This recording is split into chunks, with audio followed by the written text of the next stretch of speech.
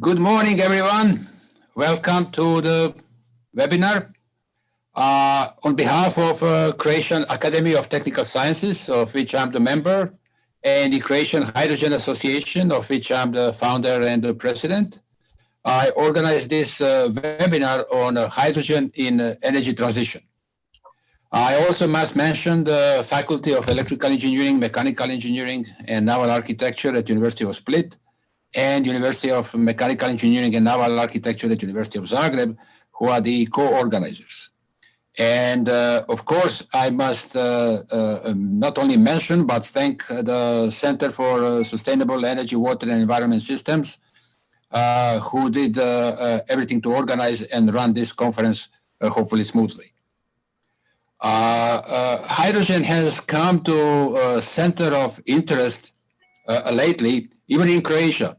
We have over 200 registered for this conference, which shows a great interest on hydrogen. When I started working on hydrogen, that was about 30-something years ago, it was a pure science fiction. But today, 30 years later, we are seriously talking on the highest level about deployment of hydrogen technologies and a widespread deployment. And now in Croatia, everybody is talking about hydrogen. I mean, as the president of Hydrogen Association, I receive phone calls almost on a daily basis, people asking, what can I do? How can I get involved? So that's really very excited. We have prepared a very interesting program, I hope so. And I would especially like to thank our foreign speakers who immediately accepted to talk at this conference. I didn't have to twist their arms.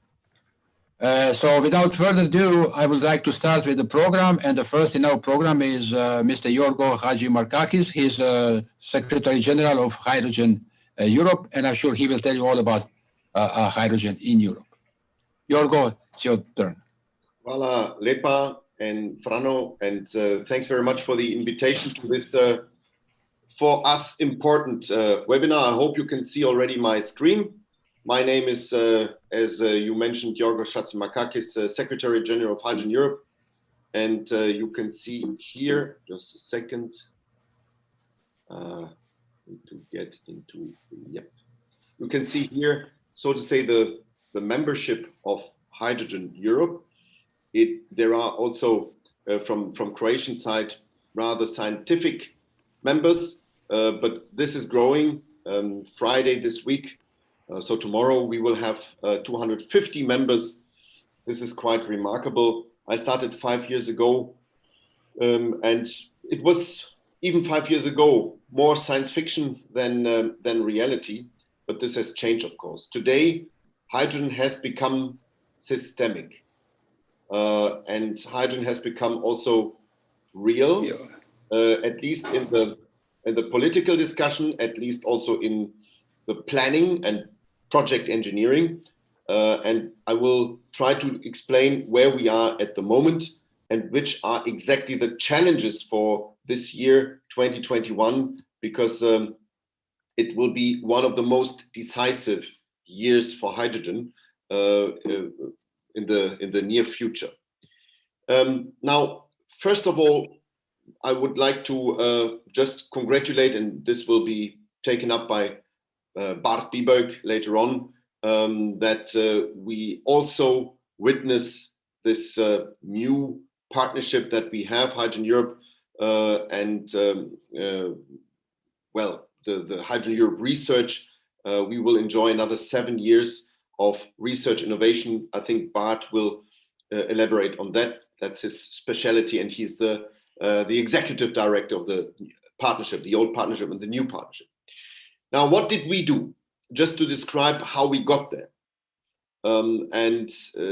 Indeed, exactly 1 year ago, we came up with the vision paper that you see here on the left-hand side, which is called a 2 times gigawatt initiative. It was quite visionary a year ago. Today, it's the plan of the European Commission. And what we wanted to do is to show that basically ramping up the main technology that you need in order to produce hydrogen in a decarbonized way, namely electrolysis, will be the basis of having a disruptive change towards a net zero emission society and economy. And this paper, to be honest, was doubted. So even a year ago, there were even in the membership and even in the electrolyzer manufacturing membership, people who said, wow, that's too visionary. But then the pandemic broke out. Exactly 1 year ago, we organized our last physical meeting. And from then on, things had to be online, like this meeting here. People got used to it. At that time, it was maybe new. However, a few weeks later, the Executive Vice President of the European Union, Mr. Franz Timmermans, responsible for the climate agenda of the European Union, called and said, hey guys, what about your 2 times 40 gigawatt plan? Is it a good plan for the European Green Deal? Is it a good plan for a change? Because we see that economy goes down and we need to use this disruptive situation like a first, second world war, like any major crisis, in order to get things into a new order. And we said yes. And we also tried then to build up upon this 40 gigawatt, a matchmaking program between supply of hydrogen. So what does it mean? What can you do with this volume, 2 times 40 in Europe and another 40 in the neighboring countries like Ukraine, Morocco, but also MENA region, Saudi Arabia. What can you do with that? And fortunately, with the help of Bart Biebuyck and his joint undertaking, we had a study of demand, of hydrogen demand. And so we could match it. We could bring together the cost, so to say, the demand and the supply, and could calculate the costs. We came up with a 430 billion euro demand for the whole project. I will describe it later on so you see where we are. The most important point is that our membership and the CEOs of these companies committed to it. They signed up to it. They said, we support this plan. And that made up, so to say, the roadmap towards a European clean hydrogen strategy. We, of course, also accompanied that with some recommendations for the regulatory aspects, because to build up something needs also regulatory aspects. The main tool for that, and you see I'm standing in front of the banner of the logo of this association or this alliance, is the so-called European Clean Hydrogen Alliance, with the aim to kickstart this EU hydrogen industry to achieve the climate goals. It was established 8th of July last year, or launched, the very same day when the European Hydrogen Strategy was launched. And it shall implement the hydrogen strategy. Now, what is the goal? The goal is to have, today we would see approximately 500 companies, but now we have much more than 1,000 members in that alliance already. So the 1,000 companies that are interested, we see them already now. But you will see some consolidation up to until 2050. So it will be a part of the shift towards zero emission, a part of implementation of the European Green Deal. The clear target that was set in the European hydrogen strategy was to build up 6 gigawatts of electrolyzer capacity until 2024. That's quite ambitious because that's now. So we need to start immediately. And every conference that we do together with the European Commission, we can see the pressure they put on us because they are under pressure. They set themselves this goal that is derived, of course, from the 2 times 40 goal. And you see it there, it's now part of the European strategy, 40 gigawatt in Europe until 2030. What is the main goal is, of course, the achievement is to abate in the energy system, but not only energy, also industry and mobility. That is why I cannot disconnect it. I'll come back to that. To abate CO2 emissions. So 9 million tons per year as of 24 already, and 90 million tons per year as of 2030, and of course, growing number. And it goes without saying that this investment needs money, and we are not at the 430 billion because the 430 billion include, of course, all the investments into renewable energy or other decarbonizing energies like pyrolysis. So the 430 is not just hydrogen technology. However, only hydrogen is foreseen by the Commission as of 5 to 9 billion until 2024. Here I have to say, already the member states have earmarked money in their national hydrogen strategies. And we can see that this figure that you see on the right-hand side, 26 to 44 billion, has already been reached. So 46 billion have already been earmarked by member states until 2030. And it's not all member states, it's just 8 member states. Now, what we will do and what we need in order to ramp up these projects is a financial engineering. What you see here is different possibilities, funds, but also tools to do it, because different aspects will need different partners. Bart will speak later on about the FCHEU and the future of this partnership. I will be tomorrow morning, for instance, in a workshop with the member states, Croatia included, on IPCEI. You see that is the mauve arm here. The IPCEI is the important project of common European interest. I'll also refer back to it. Now, let me just jump into our blueprint, the 430 billion blueprint. And you will see here already how this translates into the different fields. And it's interesting to see also the distinction between private sector and public sector. And you will see that, of course, the public sector plays a very important role. So you need the commitment. That is why in the European Clean Hydrogen Alliance, commissioners, but also ministers are part of it. You need public money. At the same time, it leverages, of course, private investment. And what you see is that on the production side, there is a lot, of course, and most of the production investments are associated with additional 159, 160 gigawatt of renewables. In order to make 40 gigawatt electrolyzer a reality, you need a lot of more additional renewable energy. That's why in the European Clean Hydrogen Alliance, we are working closely together with our friends from the renewable energy. The electrolysis represents 7 megatons in this plan, and low carbon hydrogen. So other technologies, I mentioned pyrolysis, I could mention ATR, the autothermal reaction, also 9.6 megatons. So it's also not to be disregarded. Infrastructure, here you see also investments, also by the private sector, whereby we calculated the regulated bodies like TSOs to the private sector.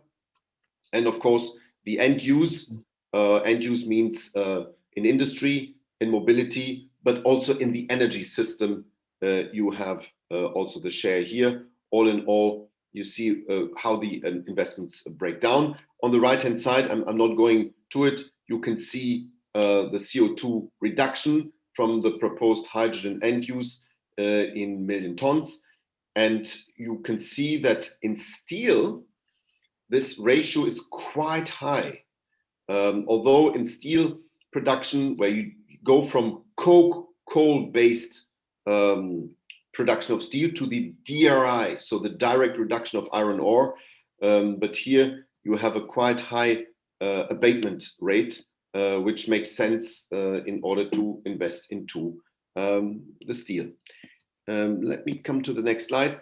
Here you see, and I will be happy to share these slides with all of you, so you can later on also see how this breaks down. But in the infrastructure, where we need investments, of course, to store hydrogen, but also to transport hydrogen via backbones, so pipelines, and via port facilities.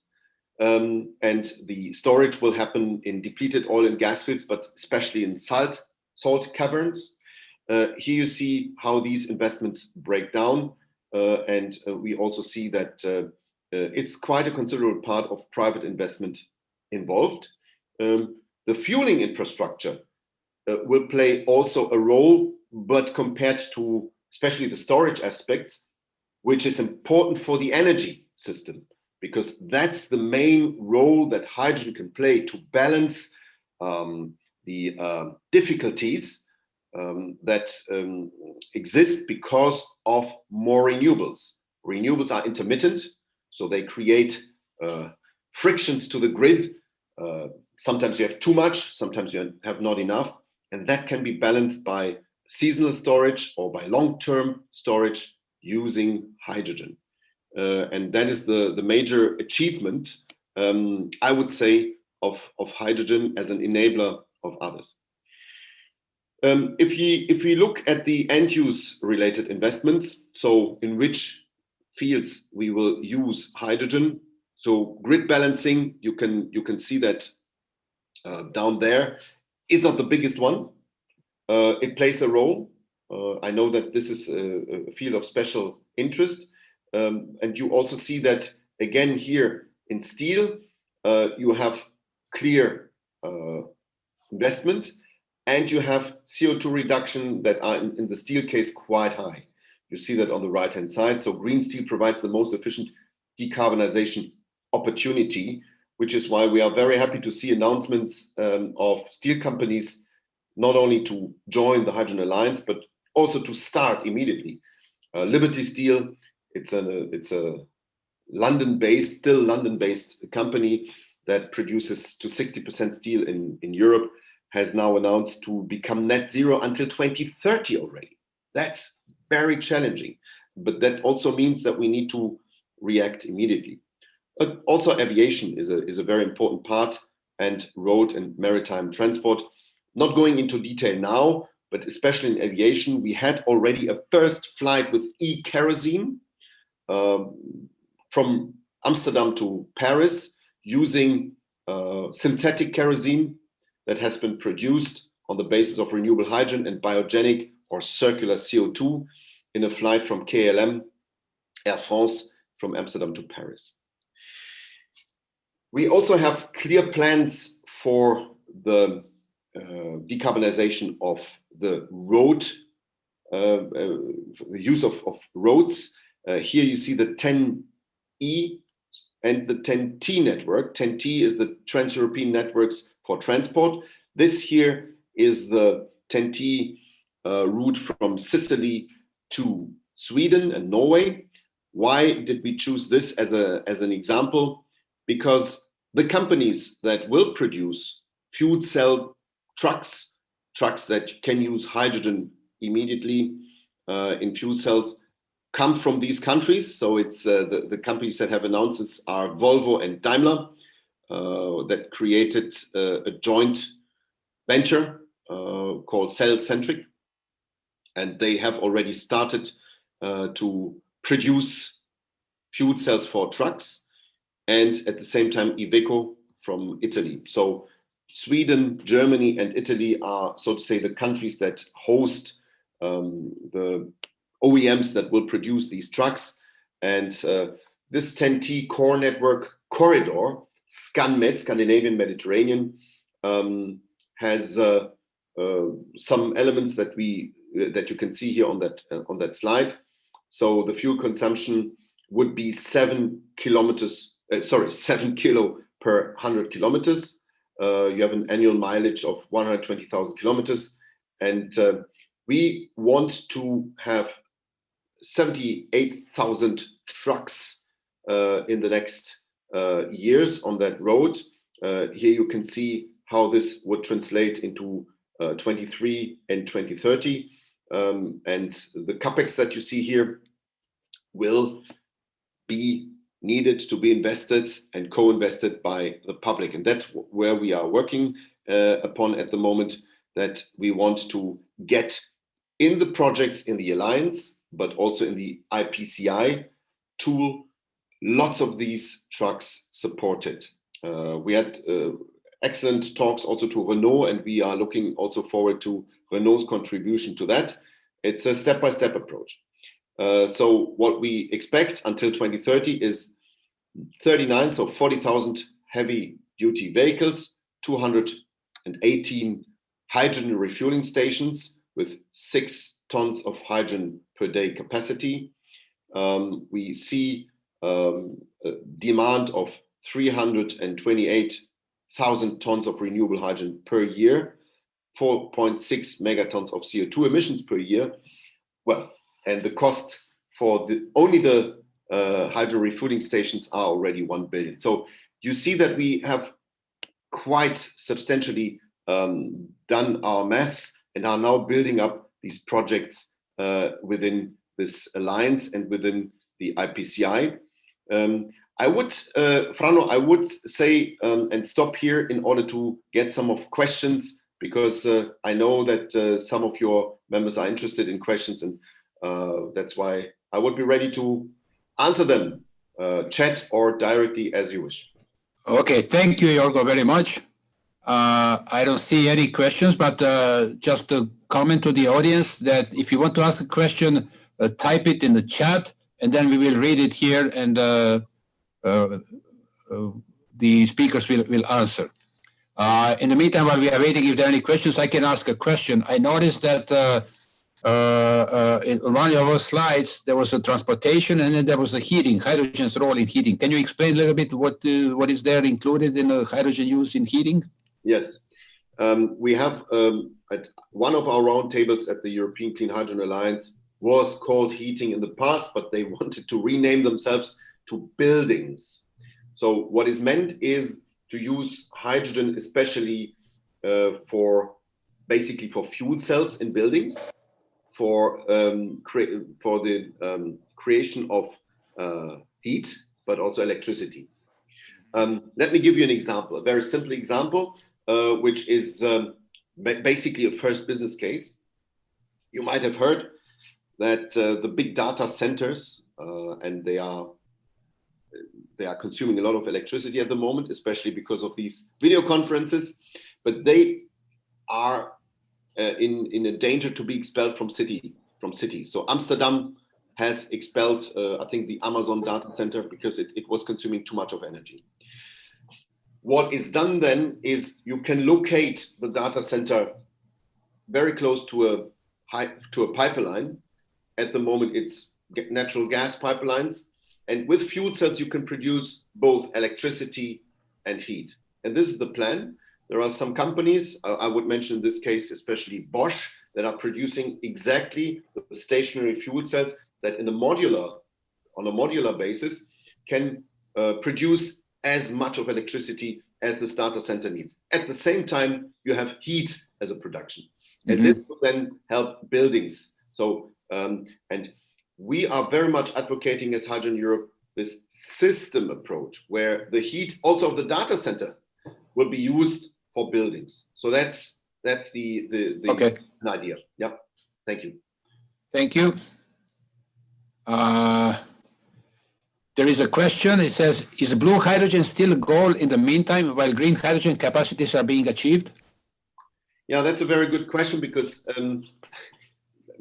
basically people think the big discussion is between blue and green.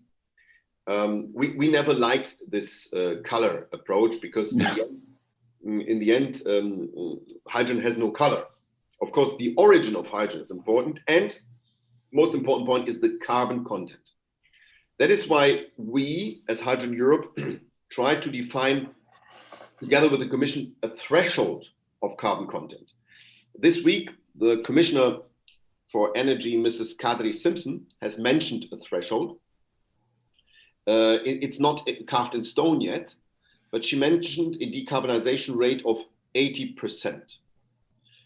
So that means that most of the so-called blue hydrogen technologies, like SMR, steam methane reforming plus CCS, carbon capture storage, they lead to 60%. So you can see already that they wouldn't qualify for the long run. They might qualify for the short run, and that is why it's of utmost importance to have a clear threshold. Could even be 90. I don't exclude that, because the 80 or 90 it's a question of political discussion and decision. But then it's up to the regulators to talk about lock-in effects. Any technology that does not reach the threshold of 80 might help now. Take the port of Rotterdam, which is emitting nearly 1/3 of all the emissions of the whole Netherlands because of refineries mainly. If you use blue hydrogen there, or the technologies that you have, you can reduce at least by 60% now because the technology is ready. But they won't get certificates for this hydrogen after 25, after 30. It's a political discussion, needs to be discussed. And that's how you stop lock-in effects. So, and everybody would then invest into only high decarbonizing technologies like electrolysis, like ATR, like pyrolysis, to mention a few. Okay, also one very appropriate question. Have you been thinking about some joint venture with the European Battery Storage Association or similar in order to increase and develop mutual applications? Well, there is the Battery Alliance, which is, so to say, the sister of the Hydrogen Alliance. And of course, we are to a certain extent also cooperating. However, I would have said the Battery Alliance is the big brother of Hydrogen Alliance. It's not true. They have less than half of our members. So the interest into hydrogen is much bigger. Why is it so? Because it's more than downstream. Batteries is rather downstream, whereas hydrogen is upstream, midstream, and downstream. So it encompasses the whole value chain. And that is what makes it more complex, but also broader. And battery, I don't want to preempt any discussion, but battery in the long future will be an integral part of a hydrogen-based economy. So what do I want to say? It's not either or. This is stupid. This is Elon Musk. This is Elon Musk stupidity to say fuel cell are food cell. This is marketing, and he did well. He became the richest man on earth, not for a long time. You will see that, but it was marketing. For us, it's not bullying somebody out. For us, it's the combination of all technologies, and hydrogen can enable batteries to become more efficient. I mean, I'm driving a hydrogen car, and of course I have a 40 kilowatt hours battery, a buffer battery, that helps me very much to manage better the energy flow. But it's not heavy, and it's not a plug-in. It's recuperating from driving. So it's a perfect combination. This is what we thrive for. We thrive for a perfect system efficiency, also material efficiency, by the way. Everybody knows that hydrogen is cyclical, and also that fuel cells have a very, very few part of rare earths, mainly platinum, and it's only 2%. The rest is stainless steel. In batteries, you have a different field. You have a different approach. You have a lot of rare earths and scarce elements. And this is how we can use them batteries only for cases where it makes sense, so small distances, and not use it for cases where it doesn't make sense. So material efficiency, element efficiency will also become a very important part of the European Green Deal. Thank you. Okay, thank you. I think we have to keep the schedule. So I got the internet connection is unstable. Can you hear me? Yeah. Okay, thank you, Jorgo, very much for your presentation. There are some questions, but I will leave those questions. We can ask other speakers as well. You don't have to answer every one of them. I know you have a very busy schedule, so thank you for coming to this webinar. Many thanks. Okay, the next speaker will be Mr. Bart Biebuyck. He's a director of the Fuel Cell Hydrogen Joint Undertaking, or it will be called Clean Hydrogen Partnership or whatever. Bart will tell us about the new organization. Bart, it's your turn. Thank you very much, Frano, and thank you also for the introduction. And indeed, it's a good opportunity now to explain a little bit what we have been doing in the FCHGU and what we will do in the next partnership, which was announced just last week. I also prepared a presentation, and if everything going right, you should see my presentation now. Is that okay? You see it? Do you see my presentation? Yes, we see. Okay, great. Right. So just to explain a little bit who we are. So we are a public-private partnership. We have supported so far now 285 projects. We supported that for just a little bit over 1 billion euro. Since this is a public-private partnership, we also expect a similar amount from the private members. So since 2008, when FCSJU was launched, we have now spent publicly and privately together about 2 billion euro. You see our members. I mean, we have HydrogenEurope. We heard just Jorgo, but they have now already 250 members. I continuously need to update my slide. And then also HydrogenEurope Research is another association, 83 members. In the middle, we have the European Commission, which is a very important member because they give us, of course, the money that we can use to support all those projects. We're working on energy, transporting, but also very important on cross-cutting activities, which is about standardization, safety, and education. One of the activities we did, which was quite successful, was the hydrogen valleys and working with the regions. We believe strongly that working with regions is very important to boost the whole hydrogen awareness in Europe. I believe that also the regions were very instrumental to put hydrogen so high at the agenda at many in Europe, but also at many national governments. Because regions are, first of all, close to citizens. Citizens are asking for solutions to their local elected people, and these local people need really to come up with solutions. So that's why we are working with almost with 100 regions and cities in Europe. Also in Croatia, of course, we have cities or regions working with us as a Split and the county of Split and Dalmatia. Some of those regions, they said, well, we would like to go faster. And so they assembled themselves in the European Hydrogen Valleys Partnership. I think at the meantime, there are already 40 regions now joining. These are regions really that say, look, there's a lot of potential for job creation in our region, a lot of potential for growth. And that's why they wanted to go faster, and they assembled themselves in this partnership.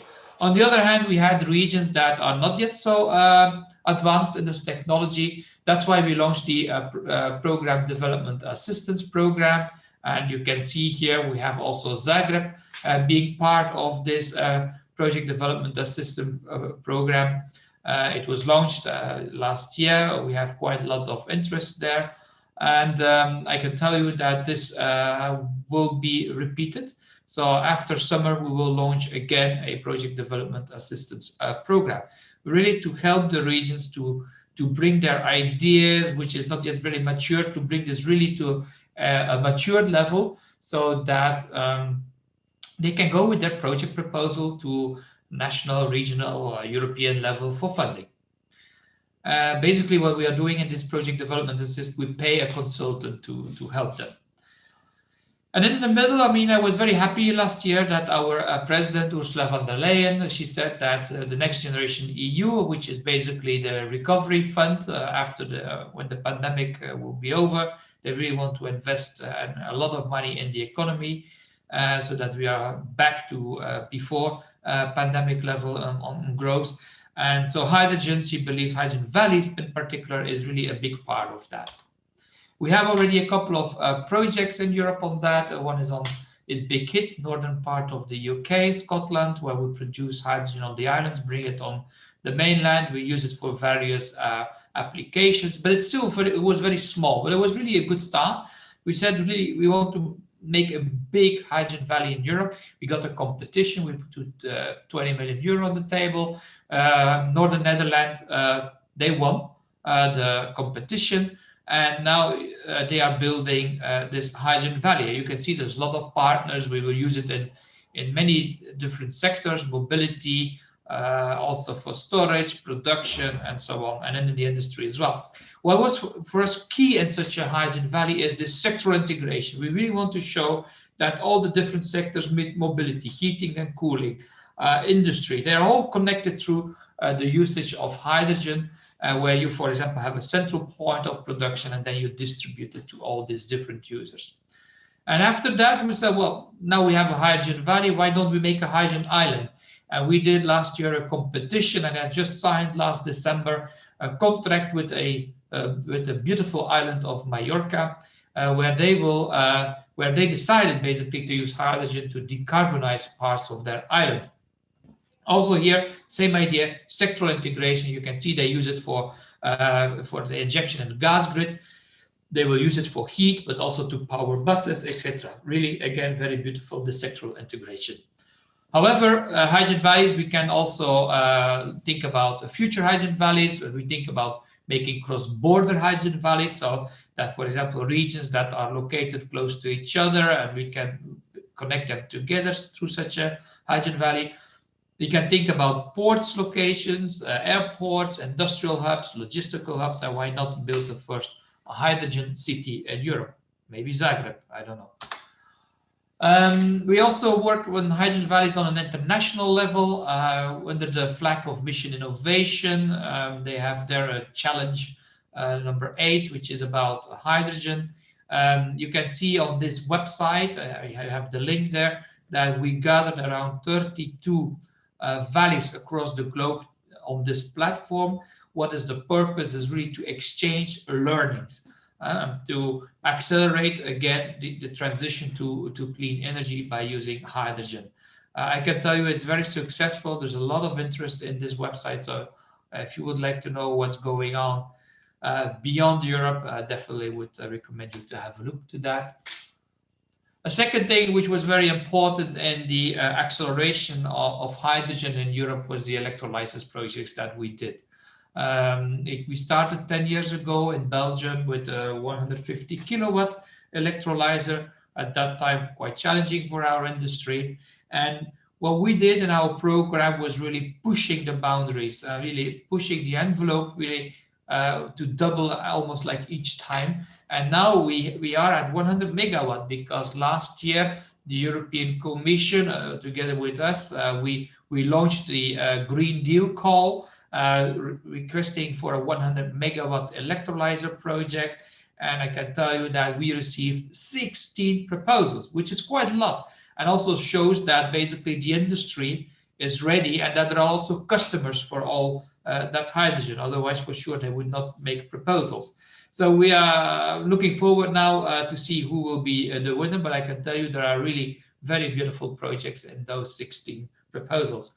The next is, of course, to go to gigawatt scale. As you heard, I mean, the European Commission has a clear target, 6 gigawatt by 2024, 40 gigawatt by 2030. So we really need to push it further, the envelope, to go to gigawatt scale.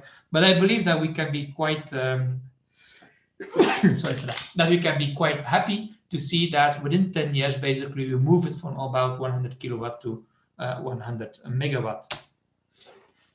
Of course, it was already a part of the discussion or in the Q&A with Jorgo. It was about the color of hydrogen. We have developed with the project Certify a guarantees of origin scheme. We have in the meantime already more than 70,000 GEOs. We have done a lot of piloting projects. We have one in France, Germany, Belgium, and the Netherlands. Different pathways to produce hydrogen, and we audit them and we give them this GEOs according to their production pathway.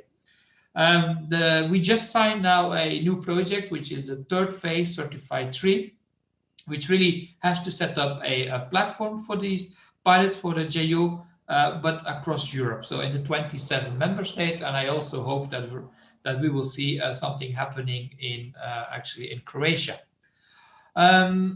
We don't do that alone. We also, in this third phase, we work with the IAB, which is the Association of the Issuing Bodies. These are all the bodies in Europe who basically assemble themselves in this association. Also, we work together with some regulators in Europe, so electricity regulators in Belgium and Austria, in order to really do this rollout in Certified 3. At the same time, on a global level, we work with the IPHE on the production analysis methodology. I mean, hydrogen can be produced in many different ways, but what is very important that globally we agree on a methodology to calculate the CO2 footprint still. And later on, the amount of CO2 that would be then be the definition for green or blue or even other colors. I mean, we have yellow, we have different colors, even turquoise recently I heard from pyrolysis. So really that doesn't matter at that time. This is a political discussion. What we need to agree globally among authorities is what is the methodology, and it has to be the same, because this is so crucial to really unlock also cross-border trading. We also work a lot let's say in transportation, up from cars, forklifts, up to aviation. We have one project which called hydrogen mobility, where basically we are putting coordinated among various member states and stakeholders. We coordinate where do we put the hydrogen refueling stations, where do we put a fleet of cars, in order really again here to accelerate, to show that it's possible. And you can see that in H2ME, for example, we have almost like 1,400 vehicles that we are supporting. We are building more than 50 of hydrogen refueling stations across those member states. If you want to know where all the hydrogen refueling stations today are in Europe and whether they are open in maintenance, I mean, we have launched a project in the Commission to visualize real-time data for each hydrogen refueling station. You go to the website h2map.eu. There you can see, for example, if you want to know about the 700 bar or 350 bar for buses, where they are, if they are open. So this is a tool. Please use it. We have today around 140 stations in Europe, and of course, every week we're increasing that number. We also work on buses. We have so far put orders of 230 buses of the 295 buses in JIVE and JIVE 2. This is the project names. We have already 5 suppliers. The first buses are really being delivered in Cologne, Wuppertal, and Po. We will have also other sites, as you can see, where we will put buses. What is very nice is that by the end of the year and by end of 2021, all those nearly 300 buses need to be put in place so that we can start monitoring the results.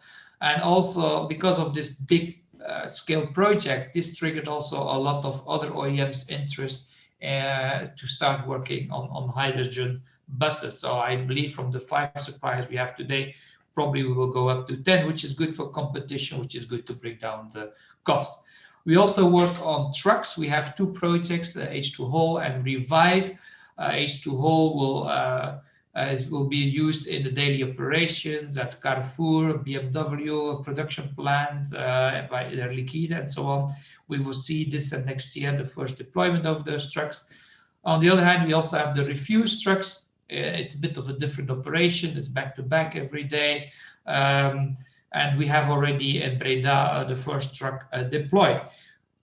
As a summary, we will deploy 30 trucks in 13 demonstration sites in 7 countries. What was very important that last year during the European Hydrogen Week, the industry committed to put 100,000 trucks and 1,500 hydrogen refueling stations by 2030 in the European Union. We also work on trains. I mean, we all know the trains in Germany. We did a study after that. It's like, okay, what is really the business cases? You can download the study. And also there were a few recommendations about further developments or R&I that was necessary for trains.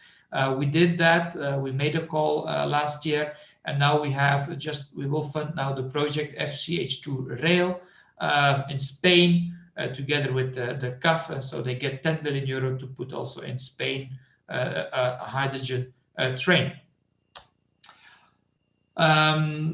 Maritime. Also here, a bit similar story that we have with the electrolyzers. We started really with 50 kilowatt scale, and we pushed it now to the multi-megawatt. We have now just awarded in 2020 2 ships. It will be propelled by liquid hydrogen. 2 ships in Norway, roll-on, roll-off ships. So we're really getting here in the megawatt scale, and this is, I believe, very important to demonstrate. Here again, I want to mention clearly that there is no one size fits all. We will have different fuels. I mean, it was already mentioned by Jorgo, for example, ammonia, but also we can have LOHC and also pure hydrogen, depending on its application, the region where it will be applied, and so on. Also from fuel cell technology, we will see PEM, SOFC, and so on. Still a lot of challenges here. We have to scale up the fuel cells to really to more than 2 megawatt, but really to go to 10, 20 megawatt scale. We need to think about liquid hydrogen storage, so a lot of still work to be done here. We work also on ports. We have the project H2 Ports in Valencia, where we try to put reach stackers and yard tractors on fuel cells and propelled by hydrogen. It's a very small project, but it's an important project to start. And actually, the next step is now we are working under the CEM, the Clean Energy Ministerial, to build a worldwide hydrogen ports coalition. Probably by the end of May or beginning of June, it will be an announcement of a number of ports that will work together on hydrogen. We will also launch a European hydrogen ports coalition. We'll start a tender process by the end of this month, which then will result basically in a consultant that will build a European consortia of ports to really make a roadmap for hydrogen for those ports. We're working in aviation, the project Icarus, where basically we managed there to really demonstrate a fuel cell and a hydrogen tank to be built inside a plane, really in a different air pressure environment.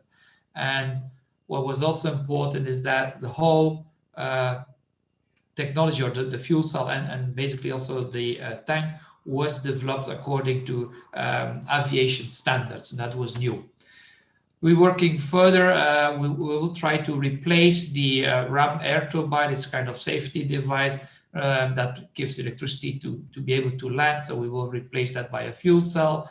Also, we are looking for small planes to be propelled by hydrogen, as you can see here as well. This is the project Heaven. But we said, okay, this is all very small. We need to see it bigger. That's why we work with our colleagues in Clean Sky, which is another joint undertaking, actually on a study where we basically concluded that hydrogen propulsion for the big aviation is possible. We will build a first prototype by 2028. We believe that the cost could be limited, the cost up to $20 per passenger per seat. So clearly it is possible, and now it will be to the industry, the research and the public sector to work together to make it a reality. Also, you saw that France announced that by 2035 they want to have it commercial, which is possible but challenging. Also, we can use fuel cell systems for heating and also for electricity in homes. We have 0.1 to 1.5 kilowatt size of fuel cells. This is the project PACE, which putting thousands of those units in people's house. I can tell you now we have already more than 10 or I think even 20,000 of these devices installed across Europe. Prices going down thanks to our research that we have done. We also look in more commercial type of fuel cells, 50 to 200 kilowatt size. We have one project here in Torino. It's in a wastewater treatment plant. And basically the 175 kilowatt SOFC can produce all the hydrogen and all the electricity, well, all the heat that the plant needs and big part of the electricity. And then also we can look into multi-megawatt. These are projects basically outside of Europe. This is one in China, but also we had one on the islands, so in Martinique. So we see that the potential for multi-megawatt is rather outside of Europe. We also work a lot on educational activities. We train young postgraduates, young professionals, technicians, regulators, first responders, plenty of projects. So if you would like to get the material, do not hesitate, because we just have launched also at the end of last year the observatory. And actually in this observatory, there is a section on education and training where you can find all the material. At the same time, this observatory is doing much more. It also covers all the technology and the markets. So if you want to know, for example, how many cars we have in Europe or how many electrolyzers we have, you can all find that their policies, regulation, codes and standard, patents, publications, funding opportunities, everything is in this observatory. I think globally, I think this is the best observatory that exists, which is publicly available. So use it if you want to know more. Finally, very important, money. Where can you get money for your projects? Well, it was already mentioned. We will start by the end of the year a new partnership, which will be called the Clean Hydrogen Partnership. We will work on hydrogen production, on hydrogen distribution, and end use, but mainly the end use will be in heavy duty and industry. So we expect to start by the end of this year, November, I hope. We probably will have a first call in December this year. And as it was already announced, the budget has increased a lot. We had in FCH 665 million euro, and now from the next partnership, we will become a 1 billion euro partnership. We will do the first call, as I said, in December, probably 150 million euro, immediately followed with a second call, probably the first part of next year. Hydrogen will not be only be treated by us, Clean HydrogenEurope, but also in other partnerships like Processes for Planet or chemical sector, 2.0 is more transport, waterborne, clean steel, clean sky and rail speaks for itself. So you'll see that all those partnerships will now will have also hydrogen funded projects. But if you want to know where you should go with your project, you can always give us a call. There are also other opportunities. We have the Connecting Europe facilities, mainly infrastructure to be funded. We have the Innovation Fund. This is really for the scaling up. The IPCEI was already mentioned by Jorgo, but also do not forget the Next Generation EU. Now every member state is making their plans how to recover from the pandemic and kickstart the economy again. And I can tell you that hydrogen is a part of it. And I believe also you as an association in Croatia for hydrogen will be very good to get into discussions with your government to put really ambitious projects on hydrogen in this Next Generation EU. Final message, well, we had a first European Hydrogen Week last year, which was amazing. I mean, we had more than 10,000 people from 63 countries joining in. And so we will have a second one. It will, at the same time, also the launch of our next joint undertaking be held on the 29th of November to the 3rd of December. I would say be there, but it's a bit difficult to say be there. We don't know how the pandemic will go, but I would say for sure log in. Thank you very much for your attention, and I'm available for questions now. Thank you, Bart. This was very informative. I don't see any questions right now. Okay, there is one. Are there any mature projects on solid hydrogen storage? Well, we have a few of those projects. I'm not sure what you call it mature. I don't think it's yet mature, to be very honest, but there is a lot of, we have a couple of research projects in that area. I do believe that there might be a potential in some, let's say, in some areas to have solid hydrogen storage. I do see potential there, but it will be probably niche a bit, I guess. Okay, so another question that was left from previous is, do we have a developed methodology to calculate carbon footprint for each technology for hydrogen production? Well, I think I answered that in a way. Yeah. So we have with Certify, we are doing that. I have to say that it's not yet for every hydrogen production method.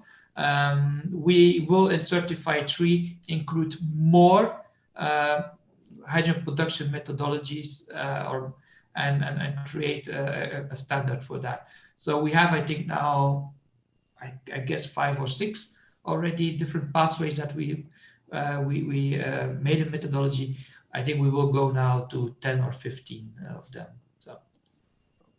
Thank you.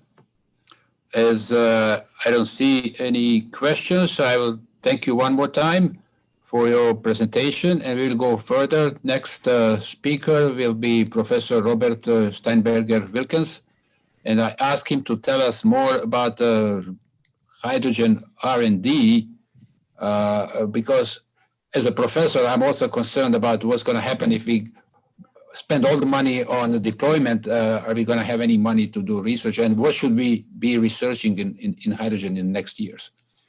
So Robert, the floor is yours. I'll just share my screen. Yes. So I slightly expanded the topic at looking at the relationship between mass rollout and research in a way. So this is not a sort of challenge to Jorgo and Bart. It's just discussions we've had in the past already, further expanded. Just hang on. So just 2 slides on what we do in Birmingham. So I'm head of the Center for Fuel Cell and Hydrogen Research in Birmingham. We're about 50 academics. We're the largest group easily in the UK, concentrating on these topics, and one of the largest UK university groups in the world. And due to the size, we cover all the topics from hydrogen production, from renewables, so sustainable hydrogen production. That also goes into this direction of all kinds of colors that don't really help, apart from green, but also low and high temperature fuel cells. And the main application is vehicles. We also run this TICHI master's program. I might come back to in the end. Now, just in general, when you introduce new technologies, you start with blue sky research. Then there's some research interest, might move out of universities to research centers. Then industry starts collaborating, that moves to the industry laboratory. You have product development and then market rollout. That's clear. But if you look at the time scale, that will take a long time. From the first messages that American scientists have found something in the lab to actually seeing this as a product, it can take very long. And that's the only true statements I think I've ever heard from Elon Musk was when he warned that his new batteries would take longer than some people anticipated. So, and this has always been reflected in the way the joint undertaking has been working. So this is the previous one, approach slightly changed later. So based on long-term breakthrough research, going to technological development, as you could call it, then also laying a foundation of regulatory arrangements, then the demonstrations and the market support, which was outside of the scope of the joint undertaking. And if you map that out as a process, so you start with design ideas, you have a prototype, you verify that, you have some field testing, and then you roll it out. And the time scale of that, as I said, 10 to 20 years. But in reality, once you get to verification, 10 years have passed already. So you're talking about technology that essentially is 10 years old, and by the time it's rolled out, it's 20 years old. So in between, you have to start working on the next generation, because after 20 years, you don't start from scratch thinking about what is the next. You do that alongside in parallel. So you have a second strand going on, and effectively, once that has reached halftime, you start the next one. So you have various strands going on in parallel. While you're rolling out one technology, you're already developing the next and the next but one. And that's important. And that's where research comes in. And that's how research works together with technology rollout. So there's clearly a role for science and for industry. And you can also map this on the technology readiness level, but also the market readiness level, which often is forgotten. And I've just put a number of projects, items here. That was the FCH program in 2018, I believe.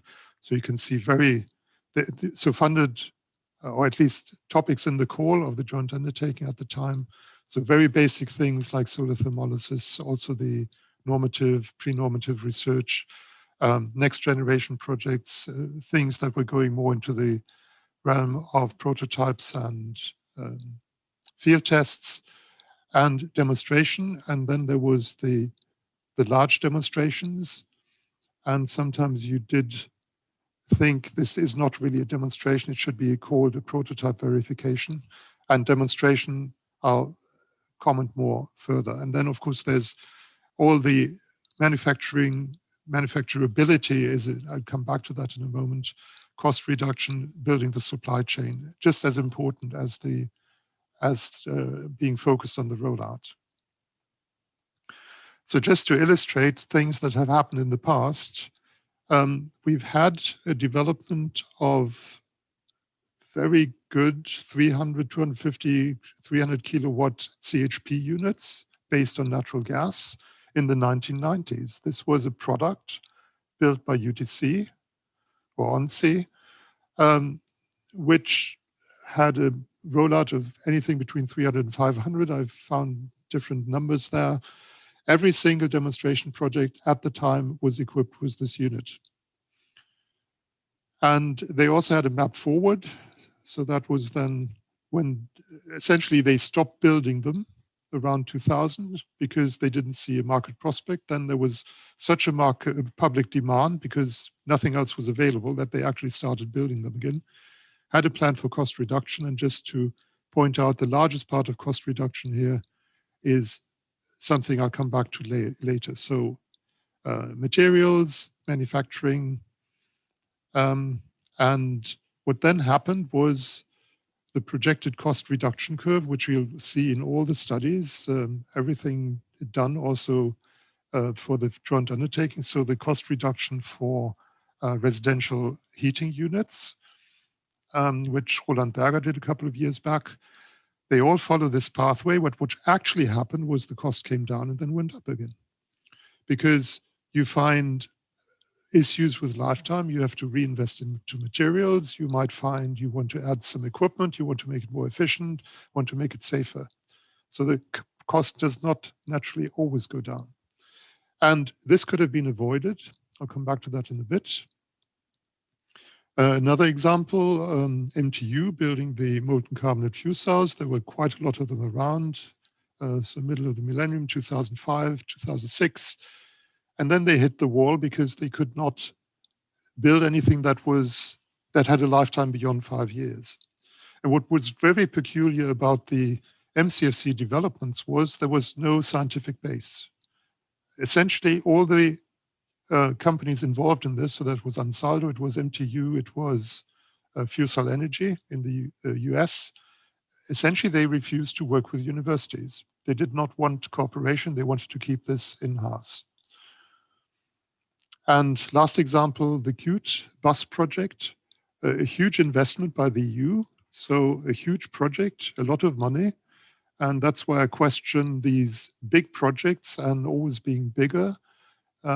We need also to think for what is the money being spent for and what is the midterm aim. So in this case, 33 buses employed all over Europe. It was the first project of its kind. I was involved right at the beginning. Very successful, but to date, so that's now 20 years, Daimler, who built all these buses, is not offering a commercial product. They just refuse to do so. They're now, I think, announcing it for 2023 or 25. So effectively, you could call this a failure of investment. I'll come back to where that is to now. So what you see is, that's a friend of mine, Phil Doran, who once came up with this idea. You see things taking up, gaining interest. You see investors coming in. You see a hype. So we saw that hype around 2000 for fuel cells, and we're seeing the hype now for hydrogen. And then comes the point where people realize it's not the economic option that will be successful in the midterm. So the interest dwindles, or it's not as ready as people thought. There comes a veil of tears and death, and then things stabilize again. So I see this, we've just analyzed this for hydrogen filling stations. Hydrogen filling stations are an infrastructure, they have to be put in place. I would contest that it's the public who has to do this, it's industry has to do this, because they will be earning money with this. So you build the infrastructure and then it just sits there because there's no hydrogen vehicles. They will only come when the infrastructure is there. We've seen the same with mobile phones. It's all known, we've published this. You need a concept of how you will fill this valley of death. And there are ways of how the public can support it. I don't think in the way of subsidies. And there's clearly a background to this. There's a disruptive product, there's disruptive infrastructure, there's new players. These three elements define disruptive technology. There's some interplay. I would even contest whether a hydrogen car is a disruptive technology. It clearly has a disruptive infrastructure, but it's the same OEMs and it's still a car. It has 4 wheels and a motor. So now let's look at how this works, how this is, how this builds up a market rollout. So I'm not referring to the animals lemmings here, I'm referring to the PC game, if anybody remembers. So you have the basic research going on, coming up with ideas, then industrial development follows. Then you get some interest of regulation and policies. Think of maritime regulation for having hydrogen as a fuel on shipping or on aircraft. Then comes some more, and then comes market rollout. So somebody comes up with a product you can actually bring to the market. And you'll always have the lower steps preceding the later steps. And if you don't do that, you'll fail. So if there's no blue sky research to support industry, it will fail. And if there's no regulation and policy framework to support the rollout, it will fail. So why is that? So what happens? So let's first look at the science. What happens when industry, rollout, and science get disconnected? Then you lack the support university creativity. You don't have these 100 PhD students messing around, coming up with lots of stupid stuff, but 5 of them coming up with really essential new developments. You also have a decrease in publications. I've had a hard time researching for one of the students why Volkswagen stopped their high temperature PFC development. There's no literature on that. There's no literature on why it failed or why it was stopped. I just have word of mouth because I know a couple of people I've talked to. What you also get, so there's no input into new research that could circumvent the problem. There's also a divergence of research topics. If I talk to industry and say, this is what we're doing in the lab, they just shrug their shoulders and say, well, that's not our problem. So what is their problem? They won't talk about that. So the only approach I have is my PhD students are getting jobs with them, and I might be talking to them at a conference sometime. So in a sense, there's no kickoff of the next and next but one developments. That's how MCFC failed, or is not doing very well, let's put it that way. There is no university larger scale development that is looking at the issues of MCFCs and how these can be overcome in all kinds of funny ways, which might not be suitable and viable, but there will be one that will be successful eventually. And there's also a lack of what I call serendipity. So an SME coming up with something and supplier base delivering input. So what happened when I was in Jülich at the research center, we were at the Hanover Fair, and people came up to us and said, oh, that's a peculiar component you have there. We can make that for you in a very easy way. And that essentially started the developments with Ehrinklinger and Bosal to make cheap, thin interconnects for fuel cells. But it came from a completely unprecedented angle. And if you're not visible and if it's not clear what you're doing, you just don't offer this angle.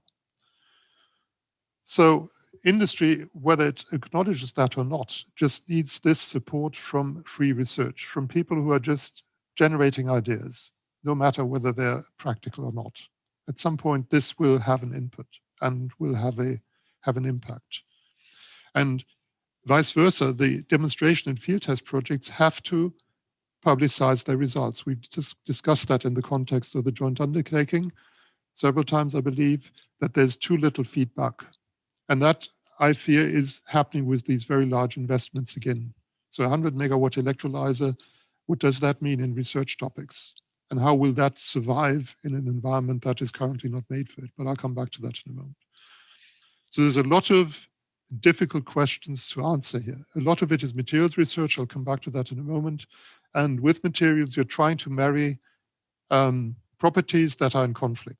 So you want low degradation, high performance, long lifetime. You want improved robustness. You want good handling and processing, so manufacturability. And you might get great materials, and I always hear these people saying they have something very promising. Next thing you know, you can't apply it. So you want to make a ceramic and it just doesn't sinter.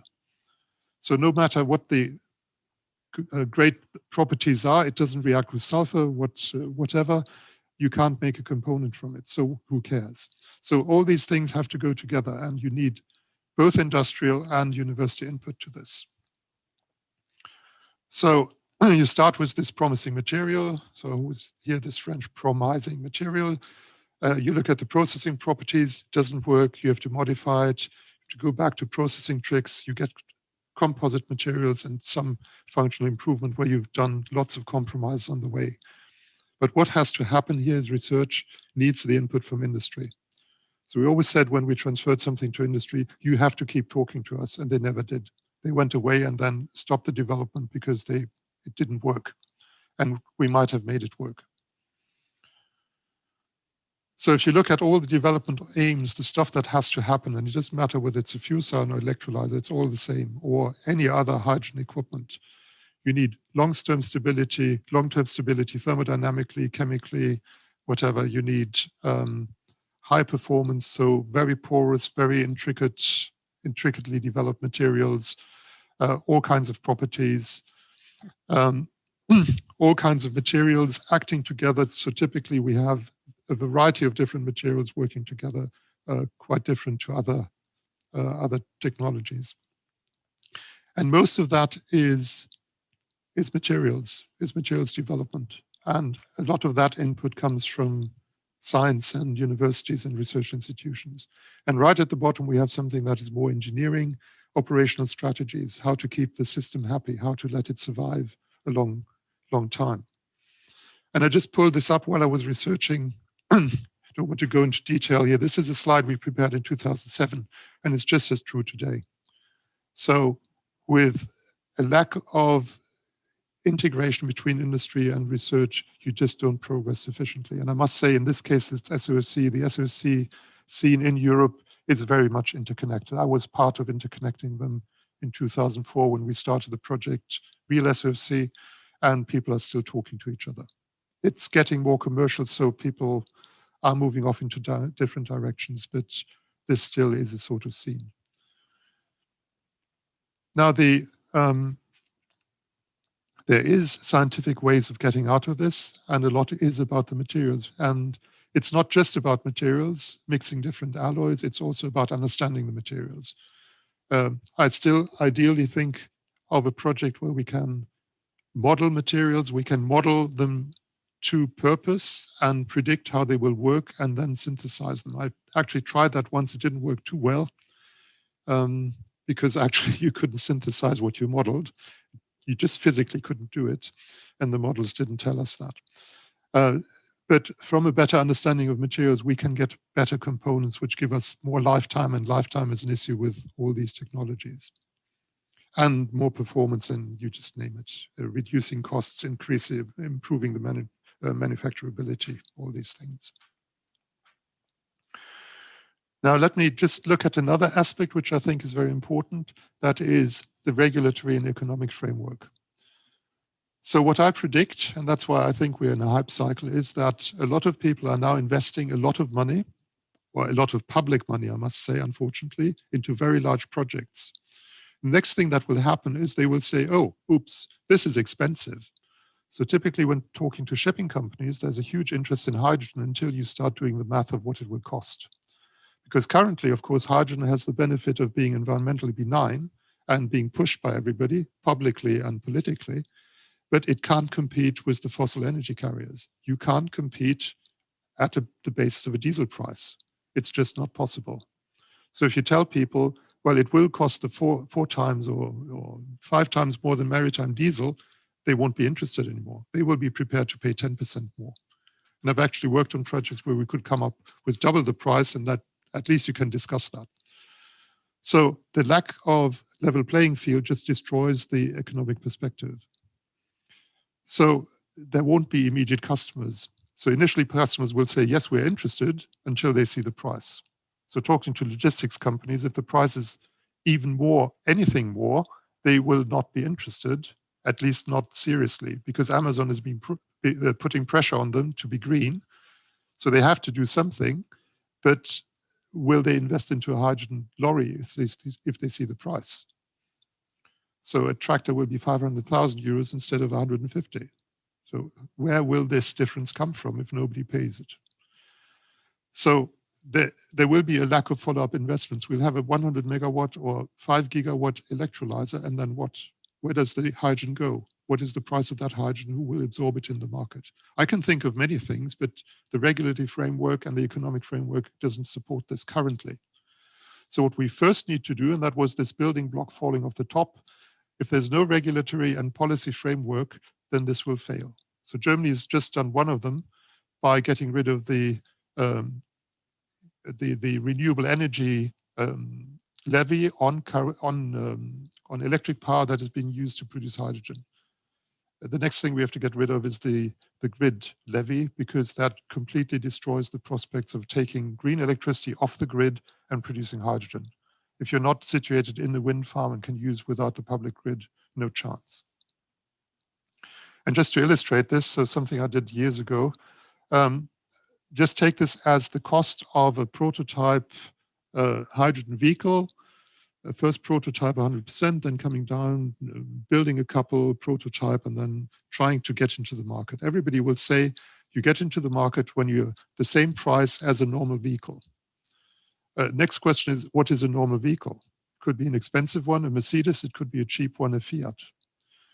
And then, of course, the comparison is on the purchase price, but that is not the comparison. The comparison is on the operating, the full cost of ownership, so including the operating cost. That would be this line. So you can see what difference that makes. You can subsidize the hydrogen vehicle. Price comes down here. So you actually get an earlier intercept.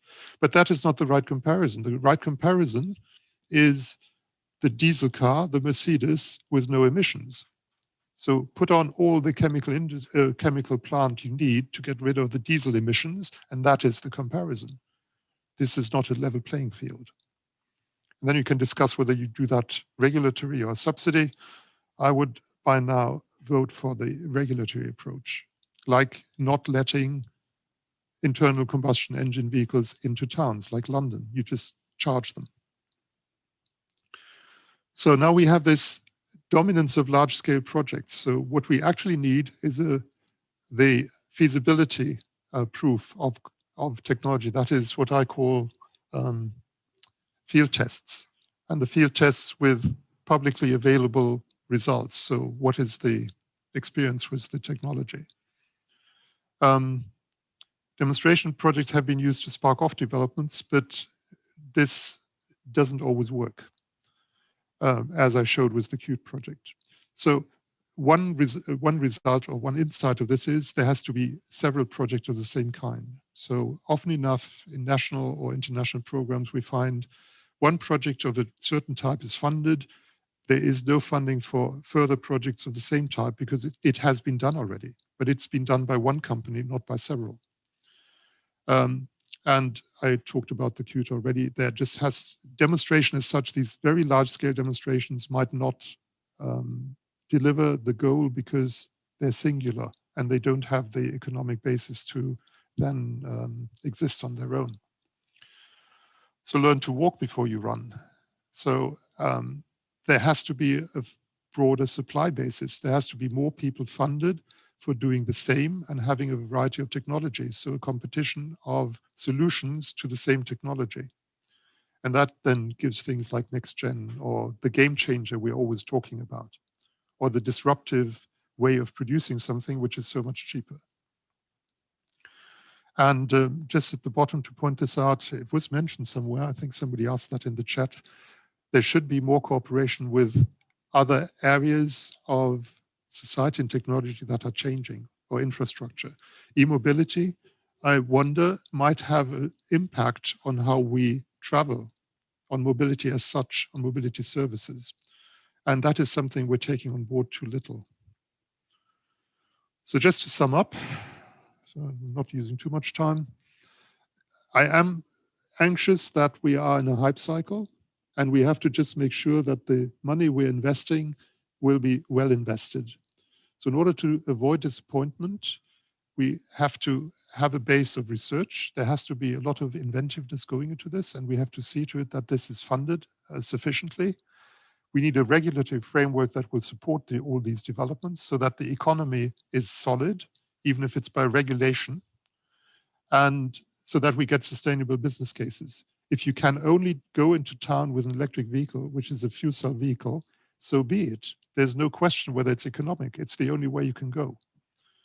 And there definitely is scope for public funds to go into this, and it doesn't always have to be subsidies. It could also be loans or guarantees, but maybe not for the really very large demonstration projects. So just to finalize here, I'll leave this slide up maybe and just point out a couple of events we're running. So there's the summer school in September, which once started as a EU project trainee. There's the master's course we will be starting in October, Tichy. There's Lucerne conference we support, and the workshop we will be running in Bruges in May, hopefully in person. So I'll stop sharing and I'm open to questions. Thank you, Robert, very much. This is exactly what I expected from you when I invited you. I just have to open the door for a cat. Yes. I worked on both sides. I worked in the industry and I worked at universities, so I know exactly what you were talking about the product development and market readiness and investments. This was just excellent. There's a question. I don't know if it is appropriate. Let's see. Could you please share your thoughts on the role of hydrogen in the decarbonization of heavy industry? There's a huge potential there. Yeah. But it's exactly what I was pointing out. Once they see the cost, will they still be interested? So if we don't have a framework of where we increase the price of carbon dioxide certificates, this won't fly. There's a huge potential. Yeah. Steel industry has told us 3 years ago, you can build as many electrolyzers as you like over the next 20 years, we'll buy all of them. It remains to be seen that that is true, but if you take industry, and essentially it's chemical industry, hydrogen is the input to chemical industry in many applications, the demand is huge. Okay. I don't see any. There is one in question and answers. I'll answer that one myself. Okay. So you think the future is bright for hydrogen?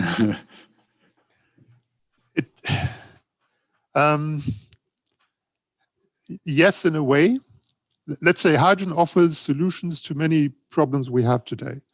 And it's not only hydrogen as such, it's also what I call hydrogen-based fuels. It could be ammonia, it could be methane built on hydrogen, so synthetic natural gas with biomass carbon dioxide. There's many ways you can package the hydrogen. It doesn't have to be hydrogen as the pure element. It offers a lot of solutions if you set the policy and the regulatory framework properly. If that is not set properly, a lot of projects will fail because they recognize they're far too expensive and they can't deliver into the current economic situation. As long as you're competing with diesel prices are currently going up, at least in Germany, because of carbon taxes. So that's the right thing to do. But at some point, you'll have yellow vests all over the place, people complaining about fuel prices. So you have to package the whole thing. We are currently paying for the environmental damage through our taxes. So if you avoid the environmental damage, you can invest that money in other places. So it's a zero balance. But politics have to set that balance and they have to show that it works. And until that has happened, I find it relatively bleak as an outlook. Okay, thank you very much. Let's go further. Next, I asked my colleague, Neven Duic, to tell us about the energy transition in general and specifically for Croatia.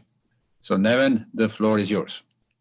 Thank you very much, Frano, and I would also like to thank very much Robert for excellent pointing out what are the problems on the way towards hydrogen economy. And I will try to see how, or I will try to say what we see from the side of energy systems, where we see hydrogen coming and when, regarding the speed of energy transition.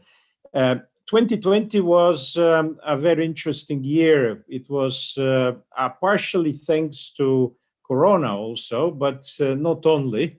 The first year in which for a long time clean energy sources were bigger in production of electricity on a global scale than coal. So what we see in European Union is that clean energy sources, especially wind and solar, are growing very fast, and that today wind is already the biggest electricity source on the capacity level. What International Energy Agency is predicting is a very fast collapse of coal in the next 5-6 years in European Union, and a huge growth in renewables, variable renewables, primarily wind. Solar is not something that the International Energy Agency still recognizes, but I think it will be much faster than it's shown in this graph. So if we look at last 12 years since 2008 energy climate policy, European Union has done wonders. We more or less managed to get to 20% of renewables in energy systems. And if you look at Croatia, Croatia was particularly successful. We already managed to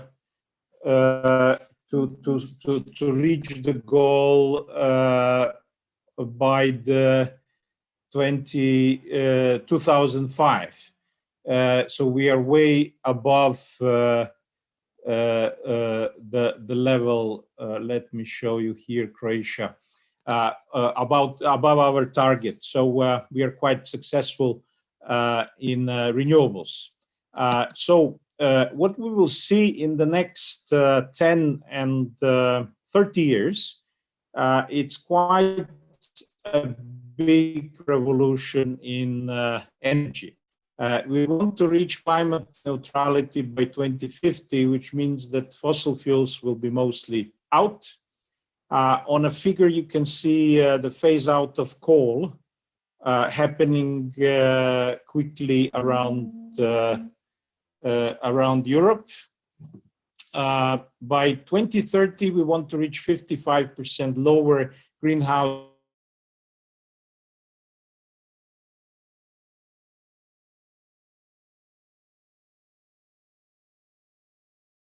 gas emissions compared to national transport, and decarbonization of heating will also be necessary. There is an idea to stop all investment in new fossil fuel infrastructure after 2021.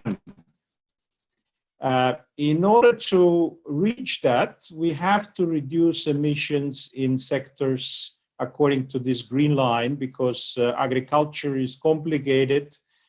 We have to do more on the power side, on the transport side, the green line, really revolutionary goals that we put in front of us. And in a way, because variable renewables, solar and wind, are now very cheap compared to fossil fuels and nuclear, we probably will go into direction of mostly using those sources in the energy systems. But that creates a problem due to the variability or intermittency of those renewables. We will, of course, need more grid interconnections. We will need to flexibilize thermal power plants in a short term. We need wholesale markets coupling, which will make everything cheap. But the most important thing, we have to start integrating power, heating, cooling, transport, and water systems, creating huge amounts of demand response of the power to X technologies. Because dedicated electricity storage is something that will be quite expensive. We have to find much cheaper energy storage, and that can be done by integrating various sectors. If we look at wind and solar capacities in production potential in Europe, we can see that we have a problem with solar because we are quite north. So we cannot completely cover our needs with solar and short-term storage.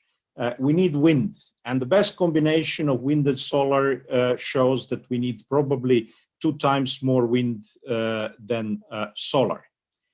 If we build enough wind and solar, we could cover most of this of the electricity need, which is the red line here, with wind and solar, because on a continental level, they balance each other enough that we have at least 10% of wind at any time of a year. So in that case, we will come out with a huge excess of wind and solar, which are available for other uses. Of course, this is extreme position. We will, of course, use other renewable technologies and probably some nuclear.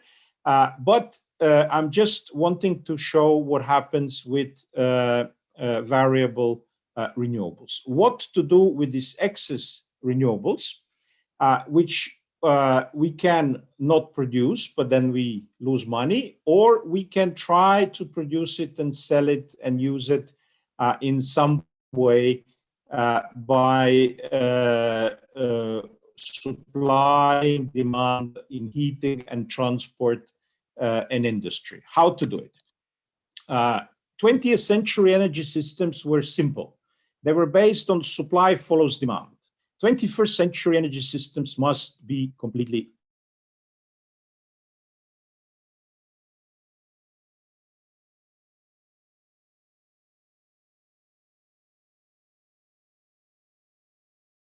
opposite. We need energy of using this excess electricity in power to heat. This is a small district heating in northern Denmark. And in times when electricity is expensive, it's a pale green line, then the cogeneration units turn on and produce electricity and produce heat, store heat in heat storage. In times when electricity is cheap or even negative price, electric boilers turn on and they cover the heat demand and also spend excess of electricity in a usable way. We could cover much more of the heating with heat pumps, but we need also heat storage. Heat storage is extremely cheap compared to electricity storage. So it makes more sense to go with heat storage than storing electricity and then retrieving it back again to produce heat. Also, transport is quickly electrifying. 4% of the market in the last year were electric cars. It was around 3 million electric cars, and it seems that this is going very quickly now. European market is already 10% electric vehicles. Croatian market is 2% electric vehicles. So it seems that for short distance personal cars, electric cars, battery electric cars have won the battle. This electric mobility has an issue. Let's imagine a very extreme situation that everybody comes home at 5 o'clock p.m. Everybody has a fast charger at home of 70 kilowatt, And on Austrian case, let's say 4 million cars arrive home plug-in, and we get 280 gigawatt of power demand, which is around 20 times more than installed cap. So this is not possible. Of course, this is extreme and it will not happen. But on the other hand, cars are parked 96% of time. So with smart charging, which is market-based, we can smooth the demand. So if we look at just those two technologies, power to heat and power to e-mobility, we can significantly increase penetration of variable renewables. On wind, if we increase the penetration of wind, we get more and more of critical excess of electricity production, which means rejected, curtailed electricity, which cannot be integrated. At around 20% of wind penetration, we get around 5% of rejected electricity, which is the limit of economically viable share of wind penetration. If we add power to heat, we get to 40%. If we get power to e-mobility, we get around 80%. So we are still left with 20% that we cannot solve with these problems. Why so? Road freight, we have several options. Roads can be electrified, or we can go for hydrogen, or we can go for some other e-fuel. Shipping and aviation long distance cannot be electrified and probably will not be. High temperature processes, sometimes that cannot be electrified. We will have winter windless weeks when we will need backup. They don't show very often, but they may happen. So, it makes around 20% of energy demand. If we use biomass in a sustainable way for maybe half of it, the other half has to be covered by something else. And what we see as, and what everybody sees, it's hydrogen or some other kind of e-fuels that we cover this demand. We did simulation of Southeast Europe in 2050. It's published on applied energy. I will not go into detail, but what can be noted is that we see that primary energy will actually fall to half. Quite a lot of it will be, most of it will be variable renewables and renewable heat, and quite a lot of biomass, since region is quite rich with biomass. But electrolyzers will actually spend half of electricity. So even though they will cover around 10% of the final energy use, half of the primary energy will go to electrolyzers. This is the cheapest way how to fully decarbonize energy systems, even though Robert was speaking about hydrogen being expensive. This is the electricity generation mix. We see quite a lot of PV, winds, but also hydro, since the region is quite rich in hydro. So what is the way for hydrogen? We can see now in Europe two different visions for hydrogen. One is to decarbonize gas and fuel by replacing it with hydrogen and synthetic fuels. And what we could call efficient way is what European Union in its strategy calls hard to decarbonize sectors, where other alternatives might not be feasible or have higher costs. So let me look a little bit into those options. We were talking about heating and using either hydrogen or maybe e-fuels for heating. Does it make sense?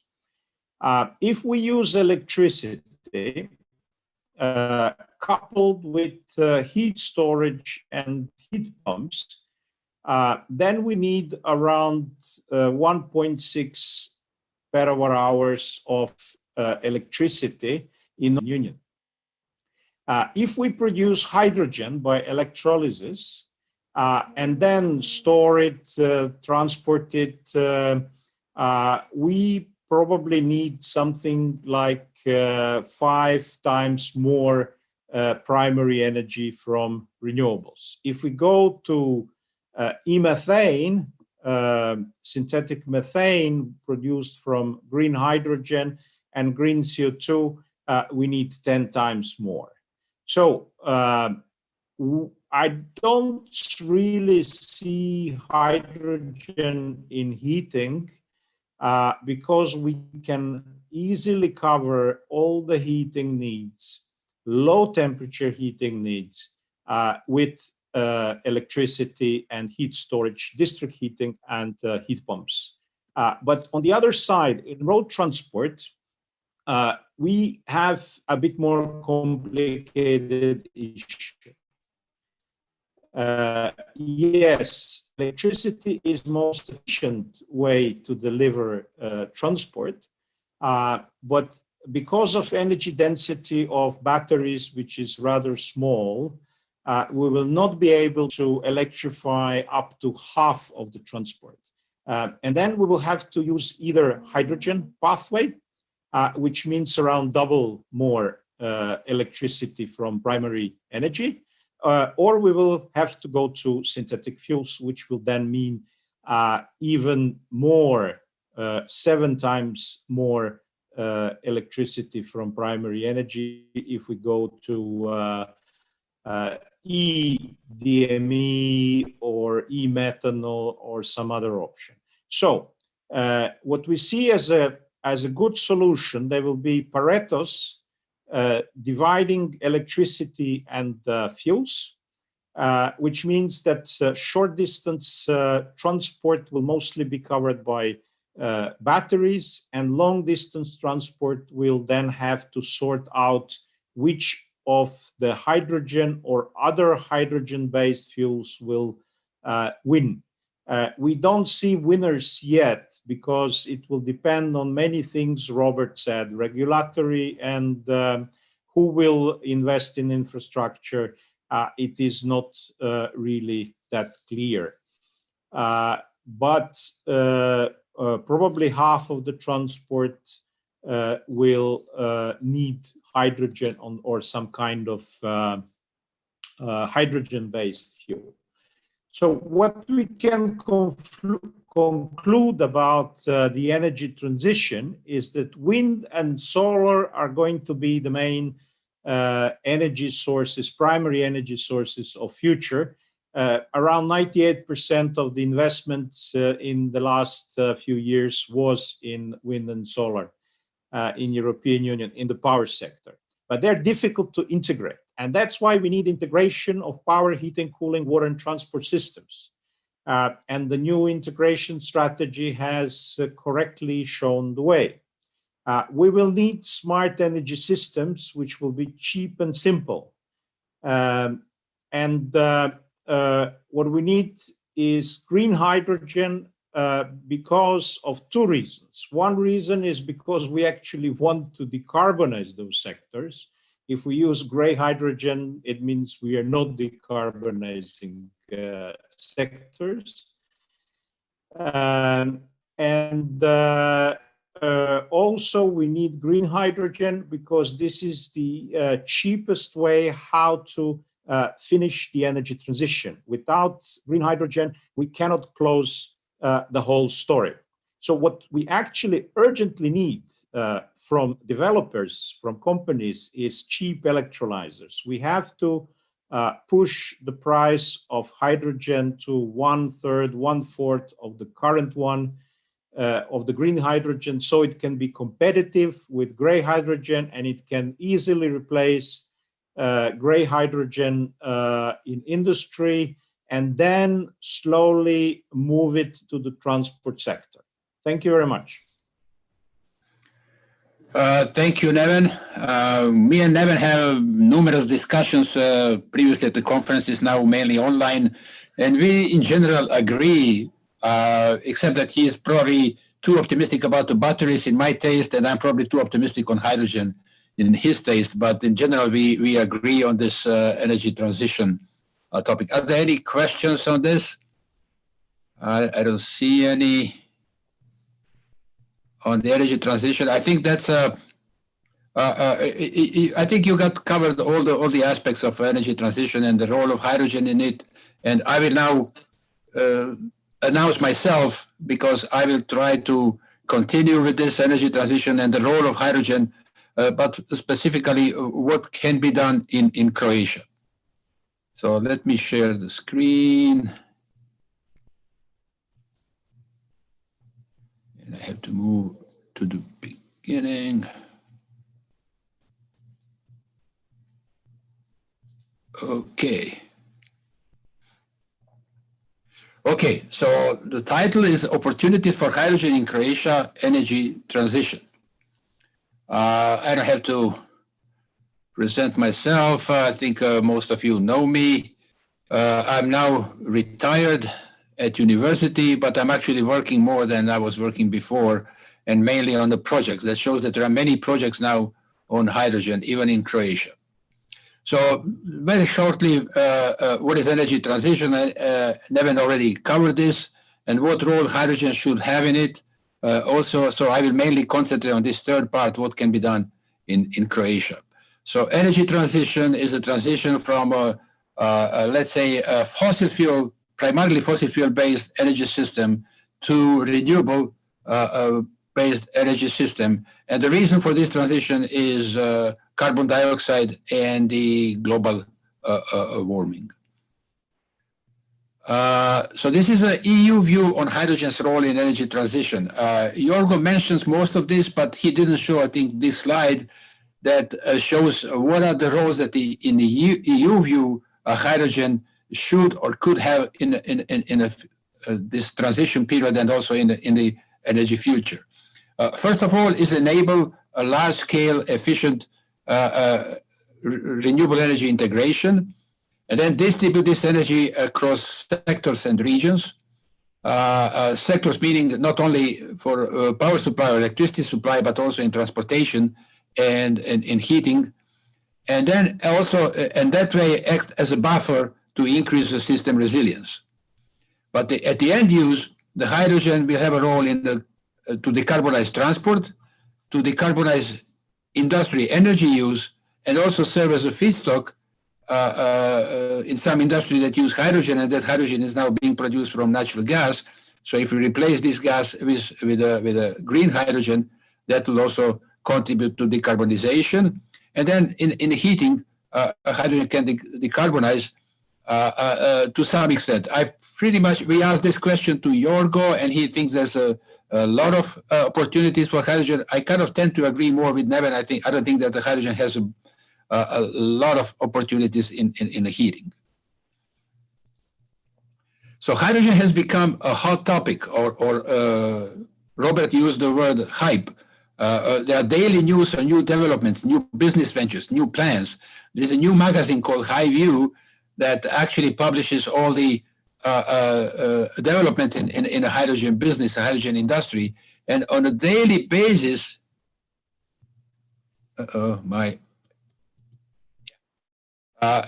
a daily basis, we have news. This is just the news from the last 2 weeks, showing what's going on in industry, who's making deals with whom, who develops something, who plans to develop something, and so on. So it's very interesting to follow this. And this reminds me on a hype we had before. You know, I've been in the hydrogen business for so long that I've already been through hype of hydrogen, and there was a very similar kind of news and news forums for hydrogen. So this is all part of hydrogen hype.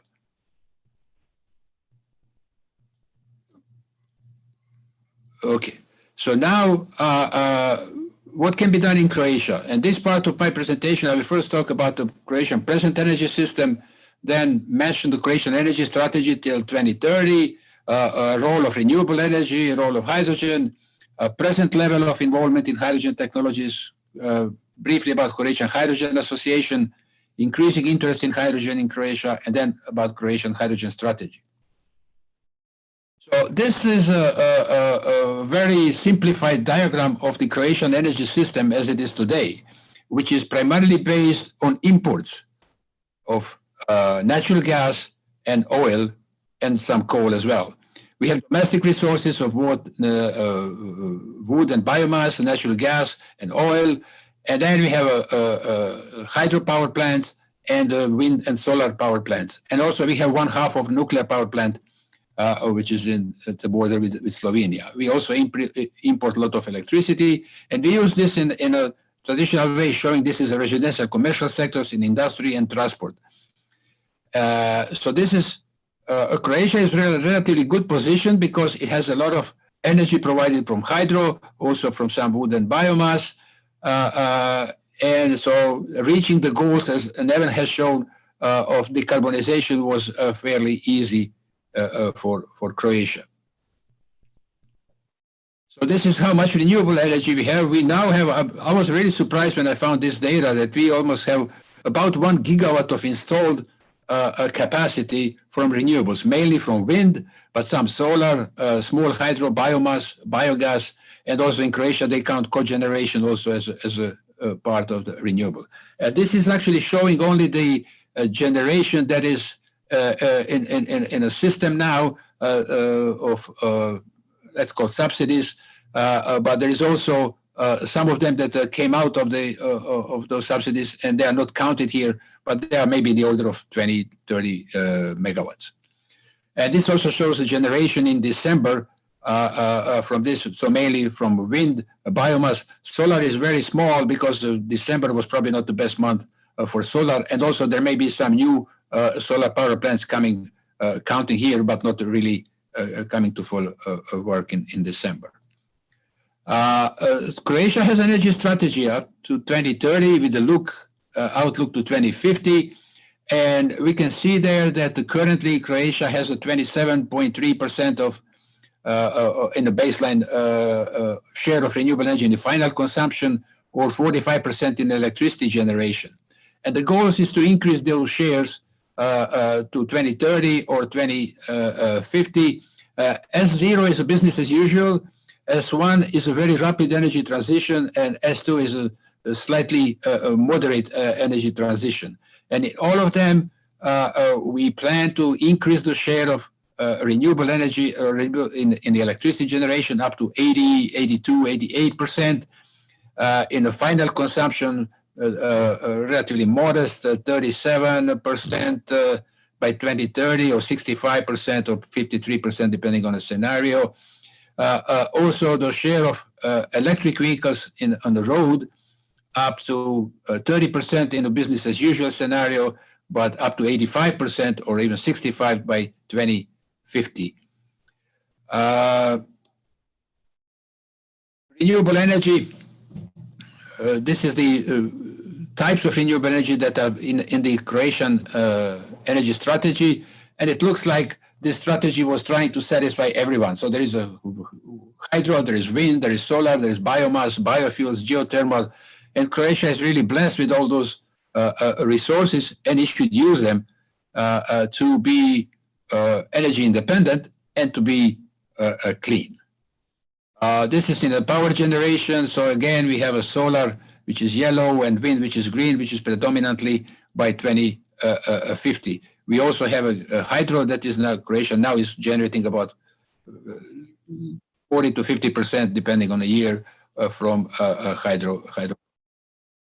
And with this, this is from also everything from the energy strategy of Croatia. We plan to accomplish reduction of CO2 emissions by 2030 in the order of 35 to 37%, and by 2050 by 64 to 74%. And hydrogen is not mentioned in the strategy. Well, it's mentioned, but very, very shy, and there are no really numbers or goals.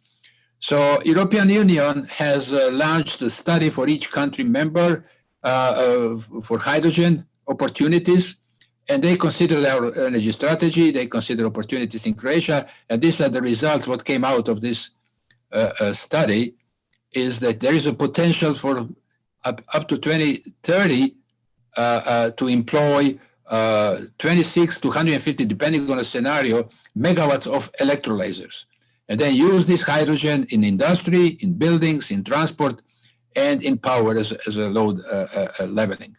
So this is much more aggressive, say, thinking than a Croatia energy strategy. And I went even further. With my students, we kind of envisioned 100% renewable energy system for Croatia in 2050. And it's very easy to put this on the paper. We have to satisfy our needs for electrical energy, for heat, and for transport, and we only rely on the photovoltaics for solar power plants, on wind and hydro, and therefore use electricity as directly as possible, as much as possible, use heating for the heat pumps, either electric or gas powered, and use hydrogen as a storage medium and also as a fuel for transportation. So half of it will be on hydrogen, half on electricity, and then also use hydrogen to produce synthetic methane that can be used then, because there's existing grid of synthetic methane that can be used also for in a power generation, cogeneration, or in the heat pumps. And this, so this shows that it is possible to have it. The question is how to get there. Just a brief overview of the current activities. This is actually Bart Biebuyck's slide that shows hydrogen activities in Croatia. Very few. We have INA in Rijeka that produces hydrogen for its own purposes, but it has a capacity reserve that can produce more hydrogen if anybody will be buying it. So far, there are 4 projects that were funded by Fuel Cell Hydrogen Joint Undertaking, and all 4 we have here at the Faculty of Electrical Engineering, Mechanical Engineering, and Naval Architecture at Split. This is my research group. We also, outside the project funded from FCA-JU, we built a complete hydrogen energy system, and we have a fuel cell power ATV. And then my colleague at the University of Zagreb also is active in the hydrogen field with the fuel cell bicycle and a hydrogen refueling station using renewable energy. So this is the energy system that we have at the university here in Split. We have a photovoltaic panels on the roof, a wind turbine on the roof, and providing a DC or AC loads. This is in the lab. And then the excess electricity can go to hydrogen. We can store hydrogen and then use it to refuel the vehicle. We have this Yamaha ATV. Or when there is no wind and no solar, we can then produce electricity from fuel cells. And the system, of course, has also batteries for a short-term storage, and the hydrogen is more like a long-term storage. So this system is actually already in place for several years now. We have a wind turbine that actually last Bura broke it. So we have to buy a new one. Photovoltaic panels have been moved to another location, but still working here on the roof. And they are all connected to the lab. And in the lab, we have a fuel cell. We have the electrolyzer here, and the DC-DC converters, and the electronic load is here, and the hydrogen storage. There is only one bottle now, but we already purchased and is being installed as we actually speak, 12 bottles of hydrogen in front of the lab. Last year, or actually a year before, we started the Croatian Hydrogen Association, which was actually, I started this as soon as I came back from the United States. That was in 2007, 2008. We started, but it was ahead of its time. It was mainly dormant because there was no interest for hydrogen. But since we noticed that there is an increased interest in hydrogen, we revived this organization, and we now have become a member of HydrogenEurope and the Clean Hydrogen Alliance. You can find us on this map. This map also Jorgo showed this morning, and this is the logo of Croatian Hydrogen Association on this map. Our mission is to provide the support to hydrogen technologies and their developers and users, leading to their implementation thus contributing to cleaner environment and sustainable national economy. Our activities more on the promotion and popularization of hydrogen energy technologies, connecting research institutions with industry and government bodies in creating projects involving hydrogen energy technologies. I will show some of those projects that are ongoing. Interacting with the international organizations with similar mission. As I said, we are part of HydrogenEurope. And contributing to creation of the national hydrogen strategy. Our members are big players like INA, HEP, Đuro and Siemens, and the small businesses like Adria Wind Power, Active Solera, and Ixoy Green Systems. We also have companies that show interest in the projects like Brodosplit, Shipyard, Messer, Cemex, Sem Marine, Pomac, and InnovaPro are also members of our association. This is a list of possible hydrogen applications in Croatia. Firstly, in transport. So we can have a city and inner city buses, trucks, trains for non-electrified rails, delivery vehicles, vehicles for cleaning and garbage removal from city centers, forklifts in industry and warehouses. All these vehicles already exist in the market in Europe. Specifically for Croatia, we need vehicles for transport of tourists to the beaches and hotels, vehicles for tourists in national parks and natural reserves, including boats, and also boats, ships, ferries, small cruise ships.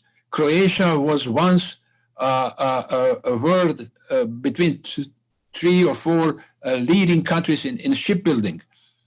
We have mainly neglected this, and I think this is an opportunity to maybe revive some of them if they can focus on hydrogen-powered boats, ships, ferries, or small cruise ships. But the problem with the hydrogen in transport or hydrogen, any application of hydrogen, is in a hydrogen chain, is interdependence of hydrogen technologies. Because introduction of hydrogen technologies requires involvement and coordinated action of hydrogen producers and distributors. You cannot buy a hydrogen bus because there is no hydrogen supply in Croatia. And nobody is supplying hydrogen in Croatia because there are no hydrogen buses. So that's why I said that we need a coordinated action between producers, distributors, manufacturers of devices and equipment, vehicles, and end users. And in addition, a regulatory framework, we already heard a couple of presentations before, must be in place and the financing secured. So there's a lot of work. It's just an idea. I will put a hydrogen bus on the road because you have to solve all these issues here.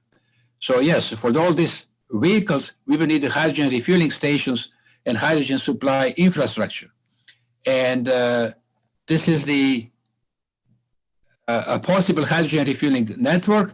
About 5 years ago, Ankica and her professor, Mihailo Firak, they published a paper about the hydrogen infrastructure that is possible to produce hydrogen through electrolyzers and have numerous refueling stations along the main corridors. So maybe in the beginning it will look something like this, and maybe at the end we can produce hydrogen at these fields and have hydrogen refueling stations in these red dots.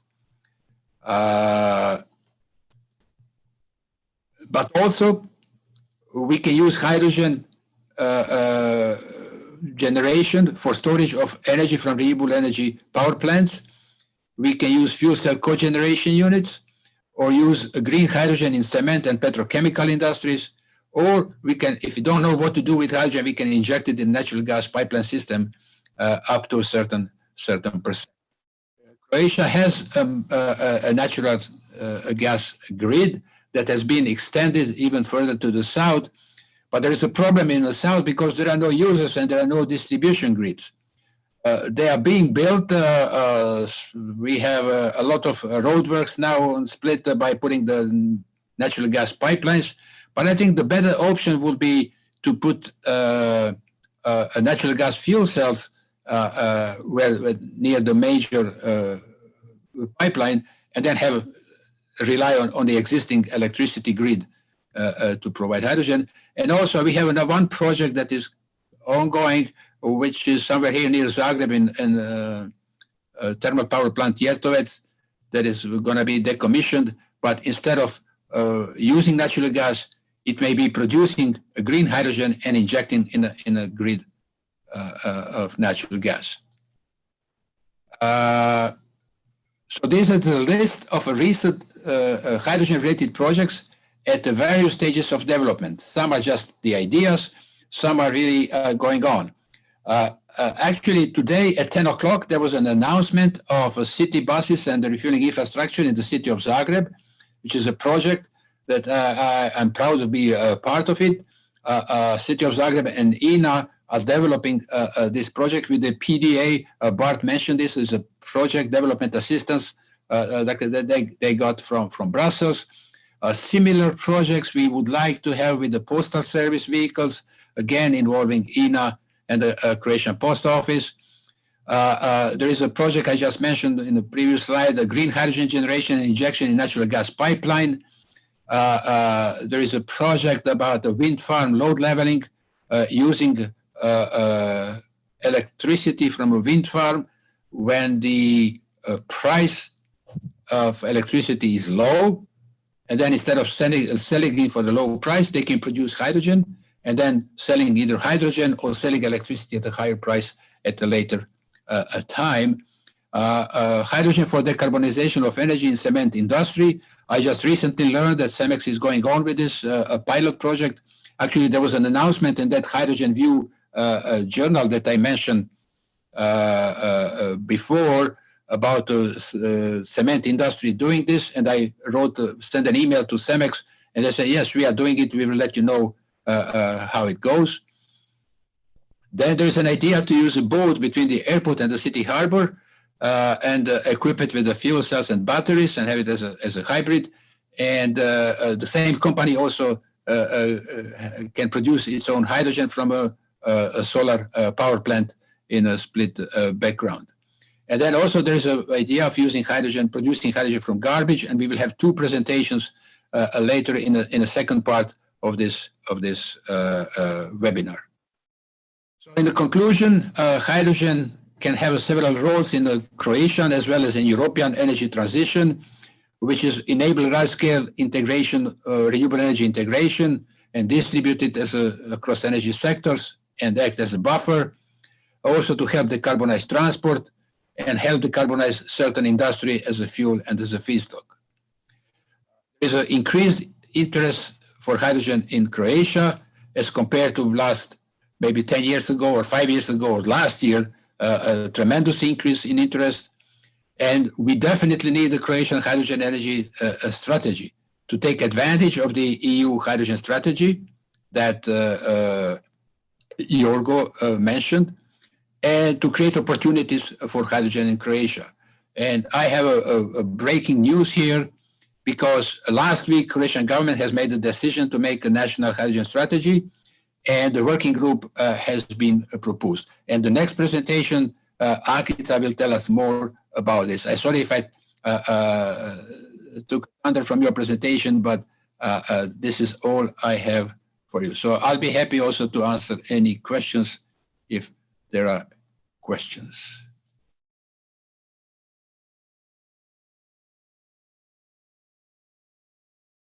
Okay.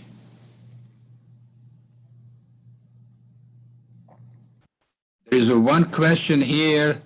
How are the Croatian regulations regarding hydrogen transport and storage applying to European regulations?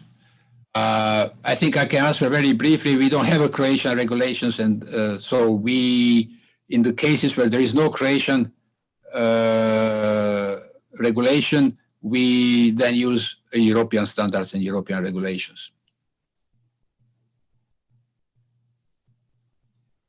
Any other question? There is maybe one in question and answers.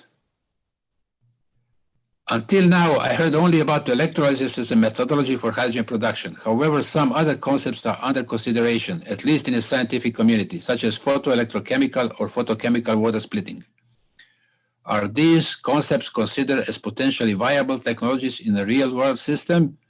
The answer is very simple. Yes, if they can meet the cost targets. Those are very attractive systems to produce hydrogen directly. So instead of producing electricity and then using electricity to split water, yes, we can split water directly some device that looks like a photovoltaic panel, but instead of electricity, the product is hydrogen. But it must be efficient enough, or who cares about efficiency? We care only about the cost. So if the cost is acceptable, and the reason why Europe is putting so much emphasis on electrolyzers is there's opportunity to bring the cost down by mass producing. There's a Moore's law that any product can, if it's produced, if the production is increased by an order of magnitude, the cost goes down by half.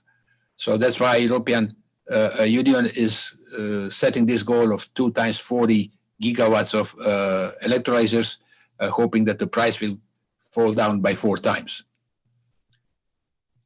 Okay.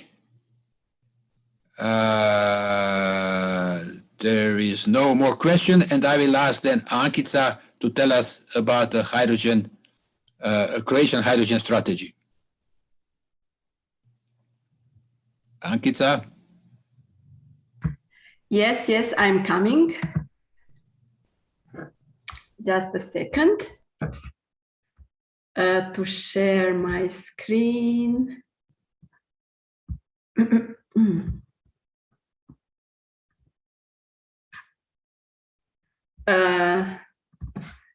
Do you see my screen? Do you hear me, Professor? Yes, we can hear your screen. Okay, we can see your screen and we hear you. Hi, good afternoon, everyone. I will give you a few hot information on Croatian hydrogen strategy. What is the most important regarding to the European hydrogen strategy that was published in July 2020? There are 2 main points. The energy transition to renewable energy sources is urgently needed on a large scale, and it can be accelerated by relying on mass-produced green hydrogen. So we need mass hydrogen production to secure green energy transition with 0 CO2 emission. So when it comes to the production of green hydrogen, regardless of the power of the plant, according to the European hydrogen strategy, the choice fell on water electrolysis. So hydrogen produced via water electrolysis using renewable energy sources is so-called green hydrogen. And this is important to highlight all the time, that only accepted on the long way is green hydrogen. So we have a historical date, February 25th, 2001, when on the proposal of the Minister of Economy and Sustainable Development, Tomislav Ćorić, the government of Republic Croatia, headed by Prime Minister Andrej Plenković, adopted the initiative for development of Croatian hydrogen strategy. I think this deserves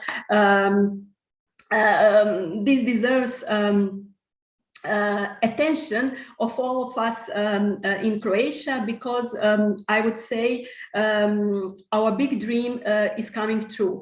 I'm really happy that Croatian government recognized the importance of hydrogen and the importance of developing a national hydrogen strategy, because on this base we would apply on some fundings when you have some vision on the base of hydrogen strategy. Then you can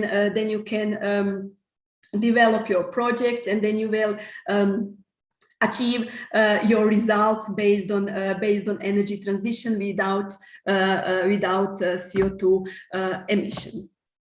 So what are the hottest information from the ministry? This is that in the next 10 days, an expert working group will be established. The expert working group starts working on the day of its establishment, and this document is expected to be completed in the next few months. So this should not and will not take years. It will take just a few months to complete the document. So from this strategy, we can go further to have some active plans and to really work and adopt hydrogen as energy carrier within Croatian energy system. So Professor Barbir already showed a few of these figures. So what can I say? The great minds think alike. So I will just quickly pass through these figures. Here is presented gas network pipelines and solar irradiance in Croatia. Croatia is very rich with solar energy, and we are still not using the whole capacity of solar energy. But I'm pretty sure that this will change very near in the future, especially now when we have started with Croatian hydrogen strategy, where we will focus on the green hydrogen and its production using renewables, mostly solar energy and wind and others when appropriate. So this is just a solar irradiance and electro distribution network of Republic of Croatia. And as Professor already mentioned, we analyzed 3 phases within this paper. So this was the first phase where we planned a hydrogen refueling station in the three big cities. The second phase included other cities, and the third phase is covering almost the whole Croatia. And hydrogen refueling station can be installed with hydrogen production on site or off site. So it depends on solar energy when we where we locate hydrogen refueling station. And it is not just about hydrogen refueling stations. All this system is in fact energy system where you can supply household, industry, and everyone with electrical and electrical energy and heat energy as well.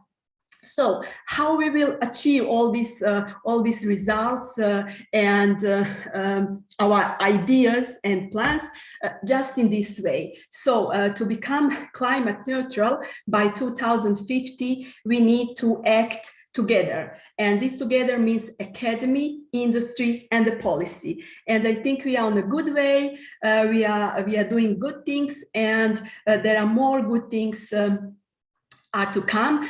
So we just need to keep these three wheels together. So it's to highlight today's webinar. So it is not all about hydrogen. We are not talking about hydrogen as a purpose in itself. Here is all about climate change. So we don't have a time. By 2050, we need to have zero emission, and there is no space to further discussion why we have time. It is a long term to 2050. No, there is no time, and we have to act now. And the hydrogen is here a source to help this transition to achieve climate neutral Croatia, and not just the Croatia, but the whole Europe with zero emission by 2050. And without comment, it's just a full stop. Thank you very much for your attention. If you have any question, I'm here to answer. I don't see if there is any. So, Professor, you can read or. Thank you, Ankita, for this. brief introduction of Croatian hydrogen strategy. We are all very proud, and I also thank you for all your effort to actually get there, because things don't happen by itself, I know. So this was the first part of our conference that we have invited talks, because I envisioned this to talk about European strategy, about development of hydrogen in Europe, and then about the Croatian transition and Croatian developments in hydrogen and Croatian strategy. Now, for the second part, which will be much shorter, we have 5 or 6 presentations on different projects that are being envisioned in Croatia. And the first one of those is a project I mentioned, or actually I mentioned all of them in my presentation, but the first one I mentioned was the bus project in the city of Zagreb, but there's actually much more than this. INA and Damir Miletić from INA will tell us about INA's perspective on hydrogen in Croatia. So, hello, Damir? Yeah. Okay. Hello, everyone. My name is Damir Miletić. Thank you for this introduction. I'm head of INA development, and I'm glad that I will present you our project, what we are developing yet. Okay, just to put it in the slideshow mode. Okay, I will talk to you about this project, about the concept of this project, where we are now, and what are the next steps. But first, let me introduce with the INA. So we are medium-sized European company owned by 2 major shareholders. We have a upstream part, this exploration and production of the crude oil. We have a processing now in the Rijeka refinery. Only Sisak refinery we are transforming in industrial site, and also we have now more than 500 filling station on the core market. What about the project? Our aim is to evaluate hydrogen as an alternative fuel in transport. We see and we saw all reasons why the hydrogen is inevitable in our future to the path is a path for the decarbonization. And our main interest is to use the hydrogen production in the Rijeka refinery and develop one green hydrogen production either in Rijeka or Sisak refinery. Now we are making the different studies to see what option is the best. So what is the benefit for INA and interest for INA is that to offer the hydrogen in the market for the reasonable price, to be competitive, and for the long-term development of hydrogen economy, because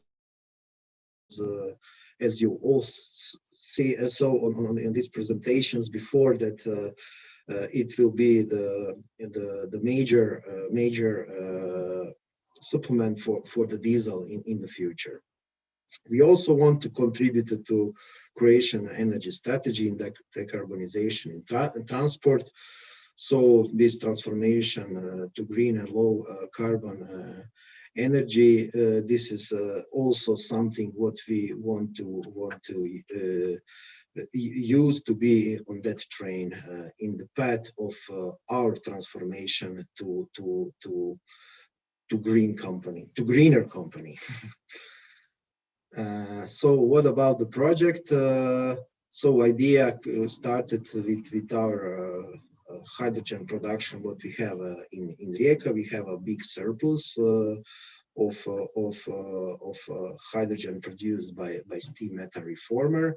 This is technology very conventional. We also produce the electricity and steam on that unit, but this is since this process is very CO2 intensive, we want to decarbonize. So our major interest, besides the selling the hydrogen as a transport fuel. It's also to consequently use it as a feedstock for the refining process. It will also depend on the price of the CO2, but we want to be prepared for this scenario. So besides the steam methane reformer, we want to install the electrolyzers from renewable energy sources. So since also professor mentioned that there is no any market demand in Croatia. Nobody will buy the buses because there is no production, and nobody will be produced because there is no any demand. So our approach was in this project was to prepare and to make the clear partnership with city of Zagreb and create the new hydrogen value chain in Croatia. We also see development of the hydrogen market by this European directive, which will where the city buses after 2025 and up to 30 all will need to be used for zero will need to use the zero emission fuels. So our plan is besides to developing the value chain is to have also three hydrogen filling station by 2025 and additional 5 by 2030. So it's also mentioned that INA and City of Zagreb we are today signed a letter of cooperation for introduction fuel cells buses in the public transportation. We also were awarded by technical assistance from Fuel Cells Hydrogen Joint Undertaking, and we got this project development assistant until which will be finalized in the mid of 2021. So we estimated for now, but still this is not final figures, that the capex needed for this infrastructure, what we plan to do, first it's around 20 million euros, and we also expect to utilize European funds for development of this new value chain. Now we are in this development phase, and the next 3 years after 2021, we expect that this project will be finalized. I would also like to mention that besides the city of Zagreb, who is our partner in that project, we also closely collaborate with 2 ministries and the faculty of engineering and mechanical engineering in Split, and also in Zagreb. For the next steps, besides to finalize this project, we want to see the other funding options for implementation of this project.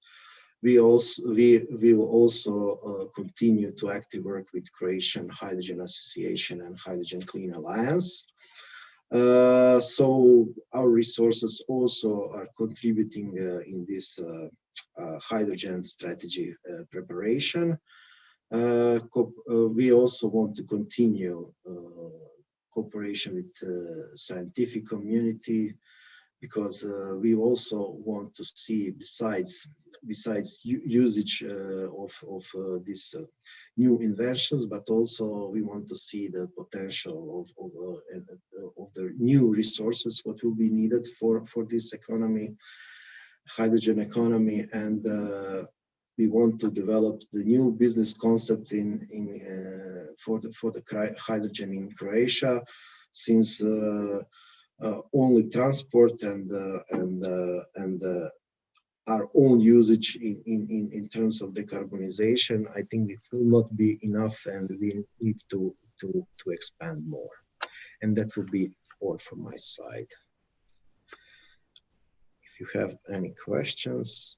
Thank you, Damir, for this brief overview of INA's activities. Yeah. I'm sure many people in Croatia are wondering what INA is doing regarding hydrogen. So now you show this very well. I don't see. There was a question about what do you envision as the cost of price of future green hydrogen, and I answered this on your behalf that we are still calculating this. Yeah. Is that right? Yeah, this is right. Okay. We are still developing that case, and thank you. Yeah. Okay, thank you. The next presentation, I asked my colleague here at university, Professor Gojmir Radica, to tell us about hydrogen boats and ferries and ships. Gojmir. Good day. I'm Gojmir Radica, professor at University of Split, and also chief of the heat engine department and member of Croatian Hydrogen Association and leader of the project efficiency improvement, emission reduction and hybridization of the marine power system supported by a Croatian Science Foundation project. So today I will talk about the potential projects in Croatia regarding the hydrogen power boats. As you know, in maritime transport, we are obliged to obey emission regulations.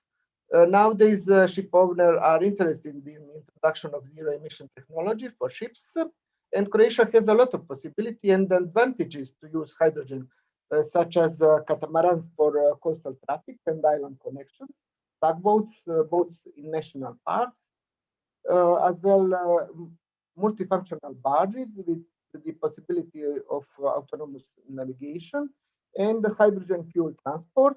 There is possibility of to produce this electricity directly on boat, and of course other possibilities such as waste management, cruise electricity supply in ports, and the other possibilities. So you know that Croatia has thousands of islands which are ideal for demonstrating hydrogen energy technologies because they have problems with conventional energy supply, but also they have advantages as they are huge possibility to use renewable energy, and the aim for sure will be to develop energy system that will be self-sustaining. Now let's consider some opportunity, such as first opportunity that will be explained here is a small 40-meter ferry for islands that is sailing in South Adriatic coast. Total distance for this ferry is 10 nautic miles. Of course, the propulsion system will be electro-propulsion system, but there will be PEM fuel cells and battery power pack that of course has to be properly designed, and power management control should be properly established for application to optimize the energy consumption according to available energy sources. Second opportunity that we defined is repowering of catamaran that now use two internal combustion engines 800 kilowatt, and it achieved the velocity 24 nautical miles. But now we are thinking about repowering these catamaran with two electropropulsions. So the battery combined with PEM fuel cells. Of course, there will be problems. Problems could be power supply for charging this battery, as well as hydrogen charging. But now we are trying to resolve all these problems. Of course, there are advantages, and the advantage is that ship owner plans his own solar power plant with electrolyzer. So this project is interesting because the process will be completed with energy production and application, and that will be for sure very attractive for possible EU project or fund. And the third possibility is implementation in 50-meter cruising ships. That is in Croatia, it is growing opportunity because each year 5 to 10 boats were building for these cruising as a cruising ships. These projects are important as they are sailing through our national parks with night encouraging on the island. And here we need green energy, and that for sure is the hydrogen power plant. And for the conclusion, in marine transportation, for sure technology will have to go in the direction that gives priority to battery and hydrogen as a sustainable renewable technology for marine decarbonization. Of course, there should be some incentives such port discounts for zero emission ships, and in execution phase, we have to oblige coastal passenger shipping companies to zero emissions, and then other shipping companies. Of course, you know that the soon Adriatic and Mediterranean will be ECA zone, so IMO 3 regulation will be applied. And that is all for the presentation. Thank you for your attention. Thank you, Goyo, for this presentation. Very brief and very to the point. It will be really exciting to have a hydrogen boats on the Adriatic. We hope some of these projects will realize relatively soon. That's for sure. That's for sure. Let's see if I have any question.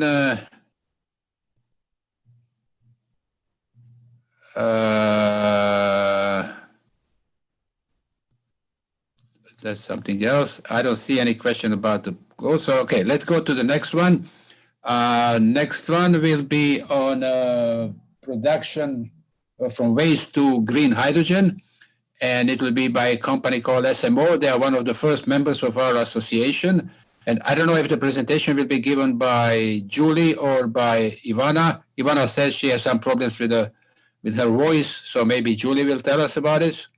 Hi, I'm here. I will try to do my best. I'm sorry, as you can hear, I'm a little bit under the weather, but I really didn't want this to stop me from presenting today. And I'm so happy to have this opportunity to present our technology. And thank you very much, Professor Barbir, for organizing this webinar.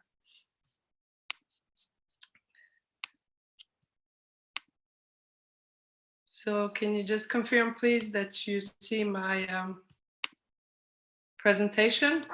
Yes, we can see it. Okay.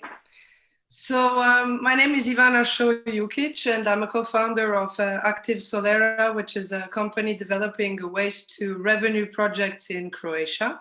And on your screens, you can see an SMO unit, where SMO stands for Solar Microwave Oven, a compact processor fitting into a shipping container.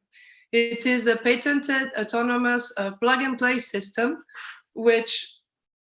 whose whole units can be easily multiplied to meet the production site volume needs. SMO transforms all types of carbon-based waste into high added value products worldwide, including remote and isolated zones. So besides being modular and mobile, the unique point of our bioenergy with carbon capture technology is that it is powered directly through solar thermal energy. No fossil sources are used for power ever in any step of the process. Any carbon-based waste is good enough for SMO, even plastics, which brings me to another very unique advantage of this BECCU technology. And this is its negative carbon footprint even when transforming waste from fossil sources. The versatility of our products allows us to adapt quickly to the conditions and products that a local market needs. Through licenses for joint venture partners, SMO enables them to adopt the philosophy of taking everything from waste and leaving nothing to waste.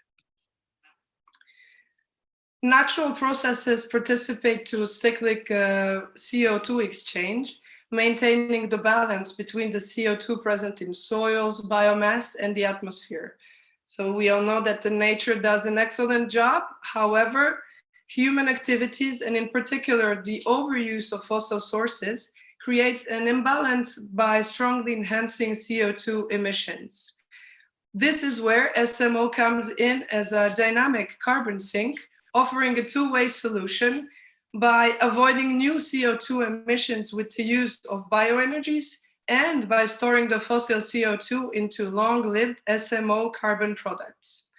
So, for example, if SMO were to capture 1 million tons of CO2, it could do so with the 10-unit site over 10 years. So it's just one site with the capacity of 20 megawatts. This would also mean transforming over 84,000 tons of dry waste per year, generating 130 gigawatt hours of clean electricity annually, and more than 7,900 tons of green hydrogen per year. So just example-wise, SMO takes 36 times less land space than, for example, photovoltaics. So this French design technology has already been recognized through international awards, especially since our demonstration site has been built in Morocco on the occasion of the COP22 in 2016. This has allowed us to validate the first technological brick, SMO pyrolysis. Since then, we have validated other crucial steps and are now ready to deploy our first commercial sites. The whole process is composed of 4 main steps, which are all solar powered without conversion to electricity. So the first step is sorting and granulation of the waste input. The second is the pyrolysis. Third one is the gasification. And the last one is hydrogen purification and compression for industrial use. The first 3 steps have already been validated and prototyped and tested. Even though SMO could use a commercially available turbine for hydrogen compression, we are developing a solar turbine together with the system for simultaneous hydrogen purification and compression, which would yield excellent quality outputs and cut the energy needed for compression to half. So with our capex as low as 1.5 million euros per megawatt, our typical 5-unit site with the 10 megawatt capacity represents a capex of 15 million euros, with a 12 million of annual turnover, 4 million net profit over 20 years of plant lifetime. So all of this allows us to propose green hydrogen right now at a price which is competitive to the market prices.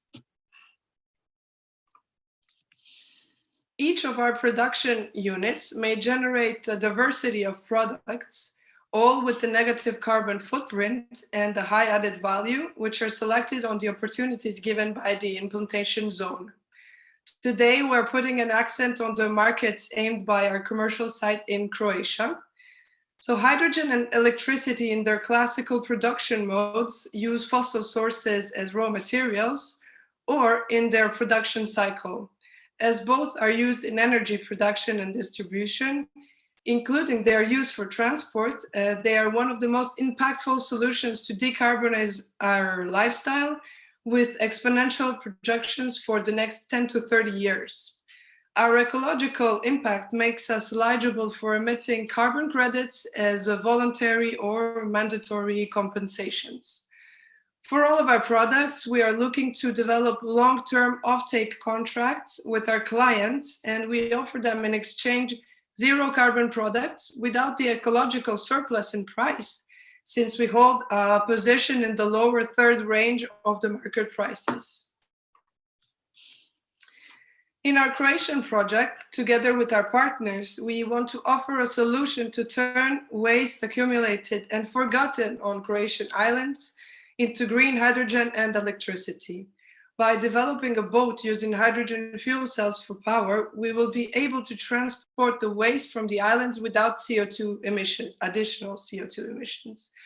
Supporting circular economy principles, we also want to give the opportunity to the islands to manage fluctuations in power needs, especially during high tourism seasons, to avoid power cuts, which sometimes last for several weeks. We strongly believe in making an impact for the future and are proud to propose clean, green, profit machines.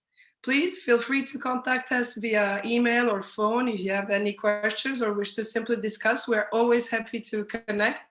Thank you all for your attention, and let's fight together and put good technologies into work for a better future. Thank you, Ivana, for the very interesting presentations.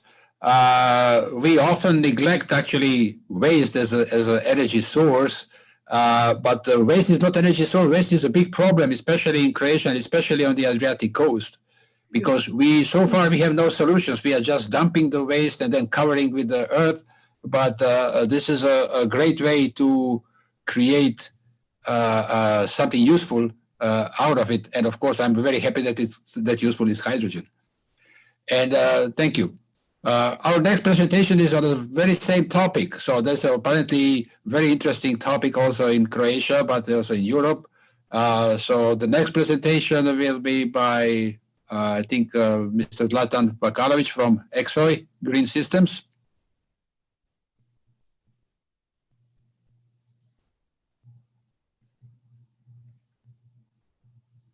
You have to turn your phone, you have to turn your microphone on. Click on the microphone. Yeah. Yes, very good. Ok. Dobar dan iz sunčane Rijeke. Mala isprika na početku, mi smo ovu prezentaciju baš suprotno napravili, znači sa engleskog baš za ovu priliku preveli na hrvatski, tako da ako nije problem ja ću onda i predstaviti na hrvatskom, but for all English speakers, for interested English speakers, it will be no problem to send it in English language. I think that's okay because I think we only have one English-speaking person, which is the next speaker from Toyota. Everybody else will understand you. Okay. My apologies to Mr. Kensuke Tsuchiya for this, but yeah, I'm sorry once again. Okay. Mi smo jedna švicarsko-hrvatska kompanija koja je već ovdje nekih 10 godina, ali službeno od 2017. godine. Sa švicarskom tehnologijom koja se zove ultravisokotermalna hidroliza, ultra high temperature hydrolysis. Danas ću vam ja predstaviti u biti nešto malo oko tehnologije, tako da bismo znali u biti što upotrebljavamo, na koji način, kako bismo dobili finalni proizvod koji je u biti glavni dio našeg projekta koji ću vam tamo negdje sredinom prezentacije predstaviti.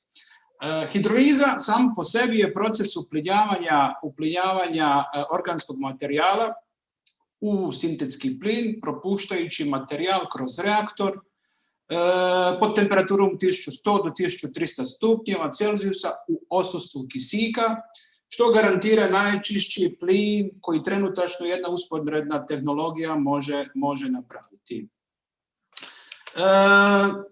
Naše rješenje u biti se istraživalo nekakvih 15 do 16 godina i od 2006. je pilot postrojenje bilo na aerodromu u Minhenu, gdje je u biti 6 godina bilo pod stalnom prismotrom njemačkog TIF-a i gdje je ono biti položilo ispit i onda 2016. ušlo u industrijsku proizvodnju. Upravo vidimo to postrojenje ovdje. O čemu se zapravo radi? Znači, mi upotrebljavamo organski materijal koji može biti raznovrsnog porijekla.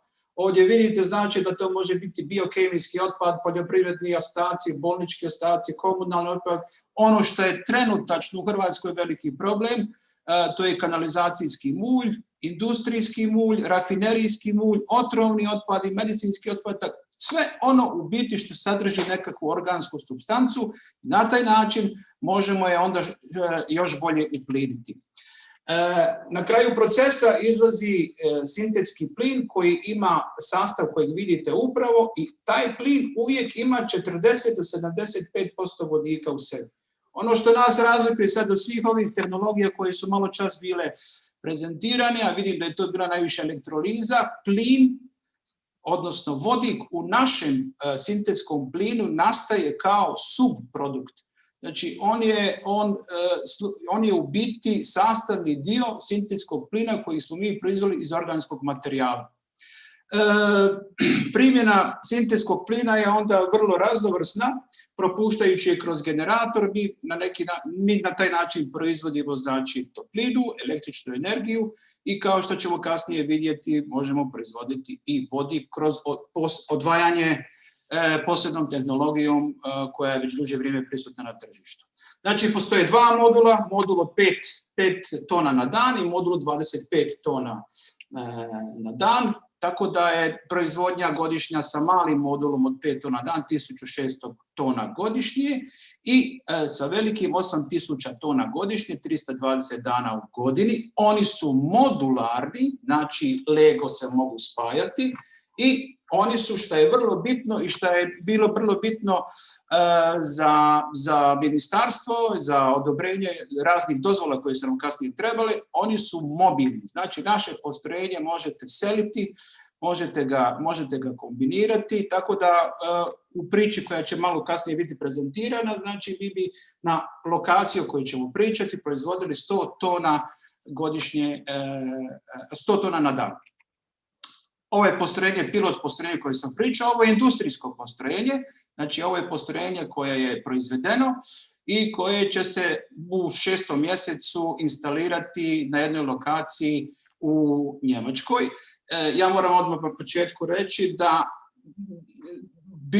što se tiče projekta, mi smo u jednoj vrlo odmakloj fazi, tako da moram biti vrlo ograničen s informacijama sukladno NDA ugovoru kojeg smo potpisali s investitorom. Biti 99% registriranih otpada trenutačno na svijetu naše postrojenje može tretirati. Ja ću sad jednom brzom crash cursom praktički proći kroz te vrste otpada tako da steknete nekakvu sliku koje su to vrste otpada, znači općeniti otpad, mulj, bolnički otpad koji je trenutačno jako veliki problem u Hrvatskoj, industrijski, komunalni, poljoprivreda i šumarstvo, auto otpad, plastika, industrijski, elektronski otpad, farbe, lakovi, autogume i tako dalje. Znači, što više kalorične moći i što organskije, veća je količina sintetskog plina, a time će biti veća količina električne, toplotne i vodika. I na kraju dolazimo znači do samog vodika.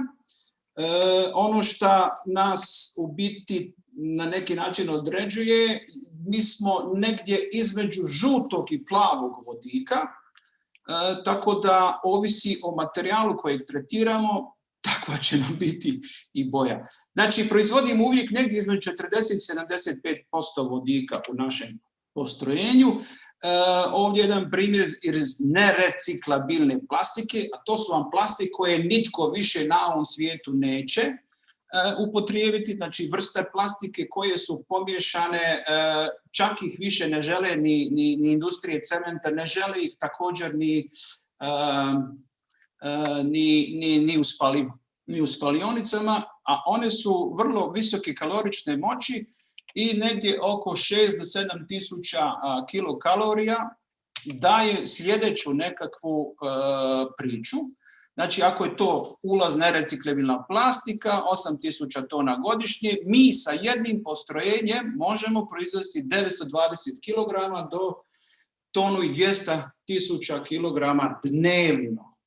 To znači oko 2700 do 3900 auta na dan možemo natankati, ako je 1 kg potrošnja na 100 km, 25 do 35 gradskih autobusa, 25 do 35 kamiona ili 8 do 11 prigradskih vlakova. Znači sa jednim jedinim postrojenjem od 8000 tona na godinu.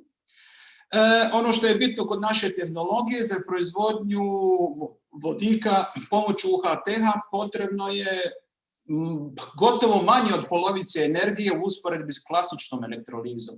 Za proizvodnju vodika kroz našu tehnologiju nisu potrebna fosilna goriva poput prirodnog plina.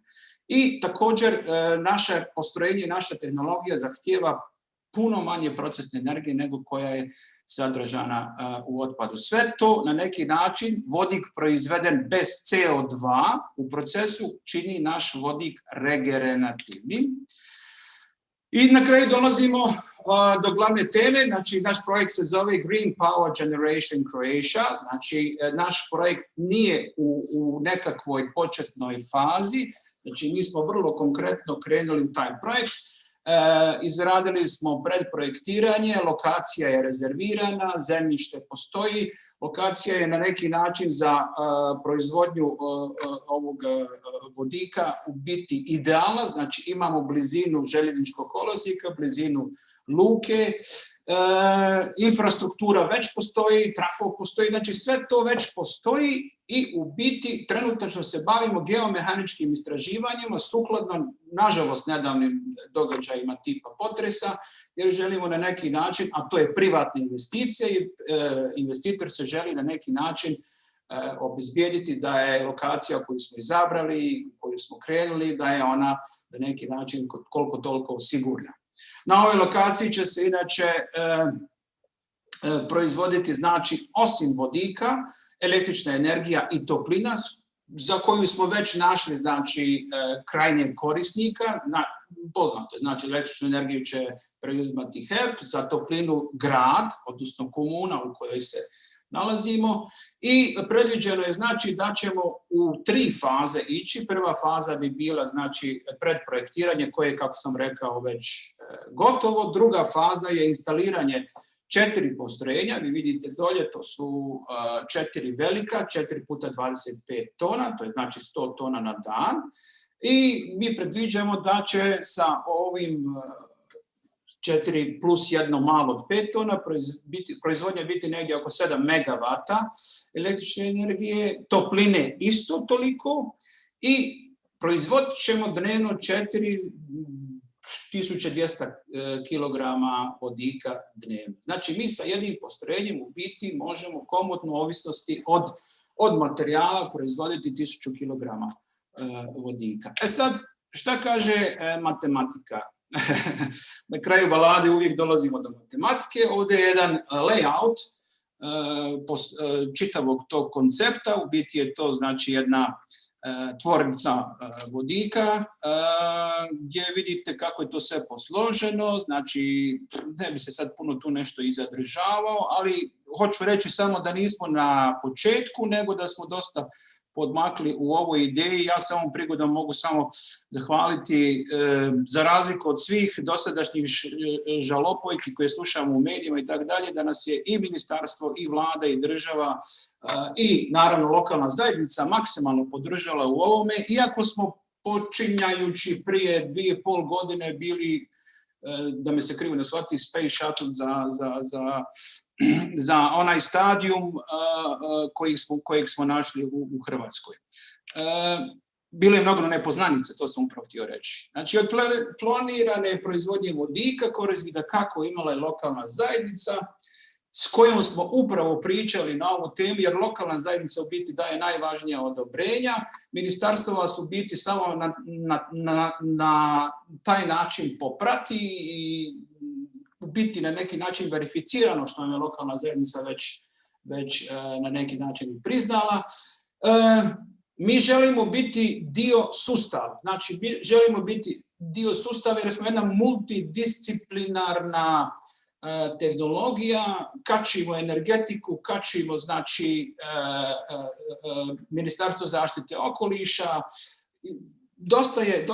Dosta je tih zajedničkih točaka i želimo naravno biti dio lokalne zajednice, ne želimo stvarati nikakvu famu oko te tehnologije, pa smo onda u suradnji sa lokalnom zajednicom, odnosno sa gradom i gradonačelnicom razvili isto tako nekakvu PR strategiju gdje od samog početka radimo na informiranju stanovništva i svih onih zainteresiranih, gdje smo na neki način gradu ponudili mogućnost zapošljavanja lokalnog stanovništva, također rješavanje problema zbrinjavanja frakcije komunalnog organskog otpada, otpada mulja sa pročistača, lokalnih građevinskih tvrtki, zapošljavanje prilikom izgradnje i na neki način dotičemo se i educiranje jer želimo biti znači i u tom dijelu aktivni, tako da ćemo organizirati školske i fakultetske prakse kroz proizvodni proces, dajući toj općini, komuni, zajednici, gradu na neki način važnost i učestvovanje u samom procesu gradnje i izgradnje naše tvornice. Evo, znači naša UHT tehnologija pomažu u rješavanju problema otpada, na čist, decentraliziran i učinkovit način. Ovo decentraliziran je vrlo bitno. Znači, bitno je kad razgovarate sa Ministarstvom zaštite okoliša, prvo šta kad čuju o čemu pričate, o čemu razgovarate, prvo se popnu na zadnje noge i kažu, nemojte nam dirati naš sustav. Znači, mi smo dio sustava, ali taj sustav samo nadopunjujemo. I oni su to razumjeli i imamo njihovu punu podršku. Tako da, evo, nadam se da ćemo evo za nekih par tjedana krenuti u drugu fazu razvoja našeg projekta. Evo, to bi bilo ukratko, nadam se samo da nisam prekoračio vrijeme. Hvala, ovo je bilo vrlo interesantno. Ima jedno pitanje, ovdje kaže koji je grad u pitanju? To naravno ne smijem reći jer, kako sam rekao na početku, vezan sam NDA ugovorom i ne smijem još uvijek reći. Kako? A govorite sa lokalnim stanovništvom, a ne možete nama reći koje je to lokalno stanovništvo? Ne razumijem. Ne mogu reći jer smo potpisali takav ugovor, tako da ne mogu to reći. Šta, ugovor da se ne smije znati gdje to radite? Tako je, ne smijemo još uvijek jer smo dogovorili strategiju sa gradom da ćemo kad zajedničku PR strategiju razvijemo i na onaj kraju i sa PR agencijom da ćemo izaći prema vama. Nema veze s politikom, nego čisto zbog našeg investitora. Dobro, ne razumijem, ali nije bitno, ne mora ja sve razumjeti. Moje pitanje je samo što ćete raditi s tim vodikom? 4 tone na dan je puno vodika. To je jako puno vodika. Slažem se s vama. Znači, u toj nekoj prvoj fazi, zašto je, kod nas je jako vrlo bitno da je nama vodik, znači kao što sam rekao na početku, subproizvod. Znači, mi možemo regulirati koliko ćemo proizvoditi, možemo smanjivati taj dotok, a možemo ga povećavati. Sukladno tome kako budemo nalazili krajnje korisnike. Znači, ono što mi sada znamo u ovom business case-u je to da je proizvodnja vodika u našem postrojenju, na ovom industrijskom postrojenju 0,80 do 2,0 eura po kilogramu, uključujući apsolutno sve troškove refinanciranja i komprimiranja proizvedenog vodika na 200 bara. Znači, to je jedna cijena koju nitko trenutačno na tržištu ne može postići. Dobro, ima još jedno pitanje. Kako rješavate pitanje otpada koji se stvara prilikom proizvodnje vodika iz plastike? Plastika je u biti vrlo visokokaloričan materijal i u našem postrojenju kroz našu tehnologiju onaj takozvani kolač koji ostane, koji se ne uplini, a to mora biti samo anorgansko. Znači, organsko se 100% uplini. Anorgansko, ako nešto ostane, ono je uvijek do 5% i ono je uvijek inertno, jer je prošlo 1100-1300 stupnjeva. Da, dobro. A taj inertni materijal možete uvijek, znači, upotrijebiti ili u industriji građevinskoj, znači u beton, cement, asfalt, ili ga možete predati na odlagalište. Dobro, hvala, zahvaljujem. Sljedeća prezentacija je trebala biti od Siemensa, oni su nažalost u zadnji čas sinoć otkazali, ali ja sam zamolio Ankicu Kovač sa Fakulteta strojarstva i brodogradnje u Zagrebu da ona prezentira svoje projekte koje ima na fakultetu. Pa Ankice, molim kratko samo tvoju prezentaciju. Evo me, stižem, hvala. Samo bi zamolila gospodina Zlatana Bakalovića da klikne gumb stop sharing. Hvala.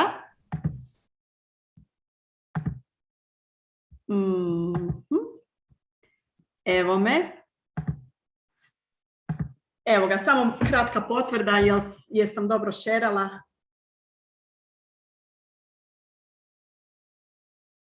Valjda jesam. Jel vidite? Je, vidimo. Evo ga, ukratko, dakle, nekih... Hi, I will switch on English.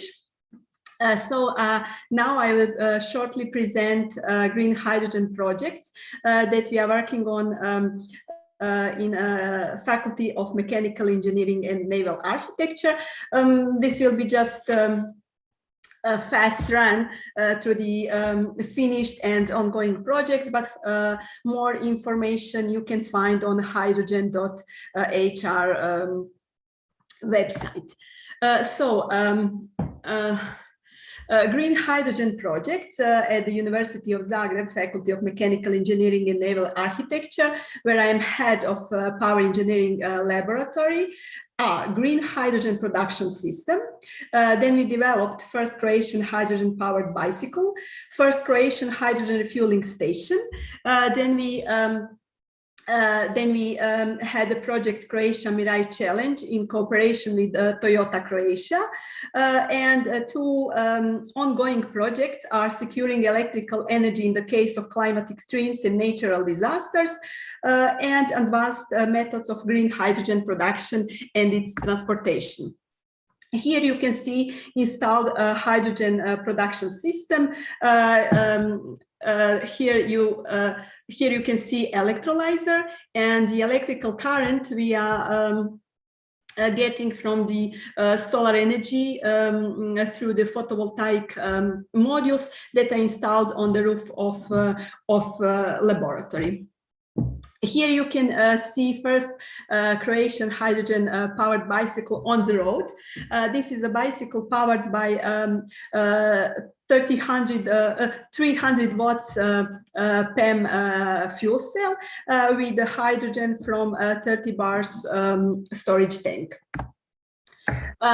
Of course, we need to refuel a hydrogen bicycle, and we installed a hydrogen refueling station. This station currently is okay for refueling a bicycle because it's up to 30 bars. But it is modular, so easily we can switch on higher bars, so we can supply with hydrogen different hydrogen vehicles. This shape of hydrogen refueling station, because of its design, is protected as intellectual property on national and international level, and it is a part of sophisticated equipment installed inside.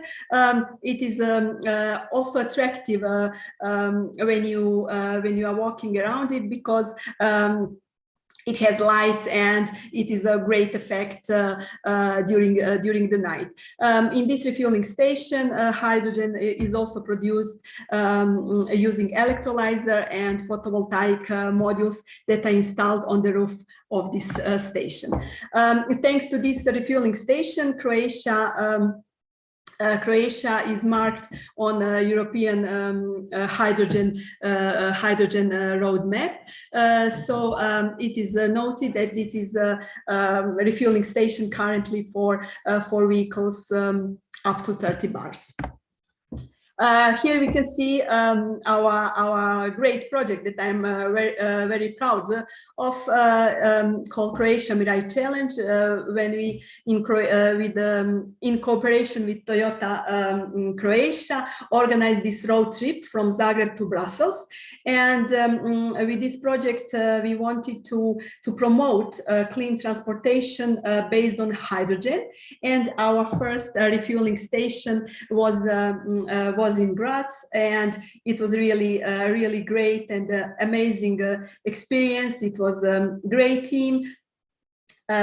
So I hope we will repeat it in the future with the second generation of Toyota Mirai that is currently launched on the road. Current project is securing electrical energy in the case of climate extremes and natural disasters. This was a public presentation of the project in the Hotel Westin last year in September. So this project is funded from European Fund of Regional Development, and within it we will develop the system for mobile and stationary application based on green hydrogen. And its usage in fuel cells. It is also important to highlight that this hydrogen will be stored in a storage tank up to 500 bars. And that means that a part of securing electrical energy, for example, for hospitals and for, I don't know, policy, etc., it can be used for refueling buses and also at the first stage, and also with upgrading it will be also possible to use it for refueling hydrogen cars that are on 700 bars. And the newest project is funded by Croatian Science Foundation, and it was approved in December last year and officially started in January this year, and we will research advanced methods of green hydrogen production and its transportation. And as the project just started, I don't have photos with the people on it, but I hope soon we will also have this one.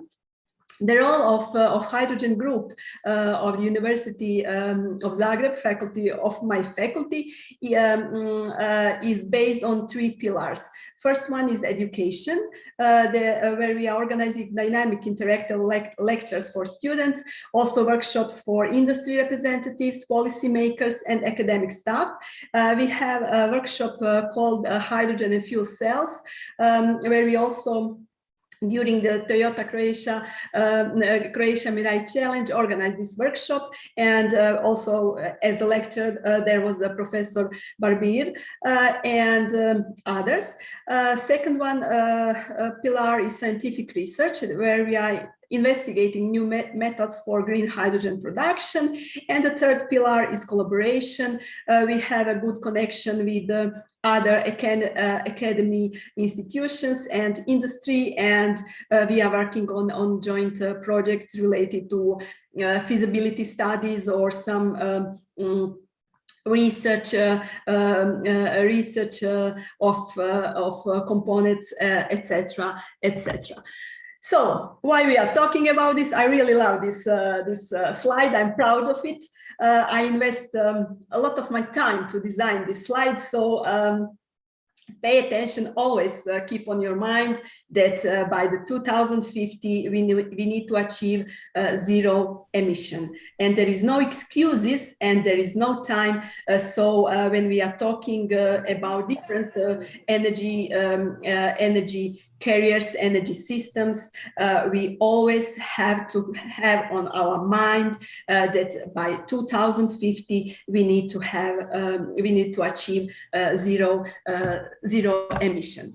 So I think I was fast. So you can always contact me, or you can check our projects and some other activities on this website. Thank you. Thank you, Ankita, for this presentation. And I don't see any questions. Let me check questions. Okay. Thank you. And we saved the best for last. No offense taken, but I think those of you, there's still 112 participants waiting for this. It's about from Toyota, and it's called Beyond Zero. So I welcome Ken to give us this presentation. Thank you very much for the opportunity. Fala lepa, no? I'm very happy to present Toyota strategy today. I'm Ken Chatziamarkakis, president of the Toyota Adria, covering the whole Yugoslavia except Macedonia. So let me share with you about my presentation. Do you see now presentation? Yes, we can see it. Okay, bravo. So beyond zero.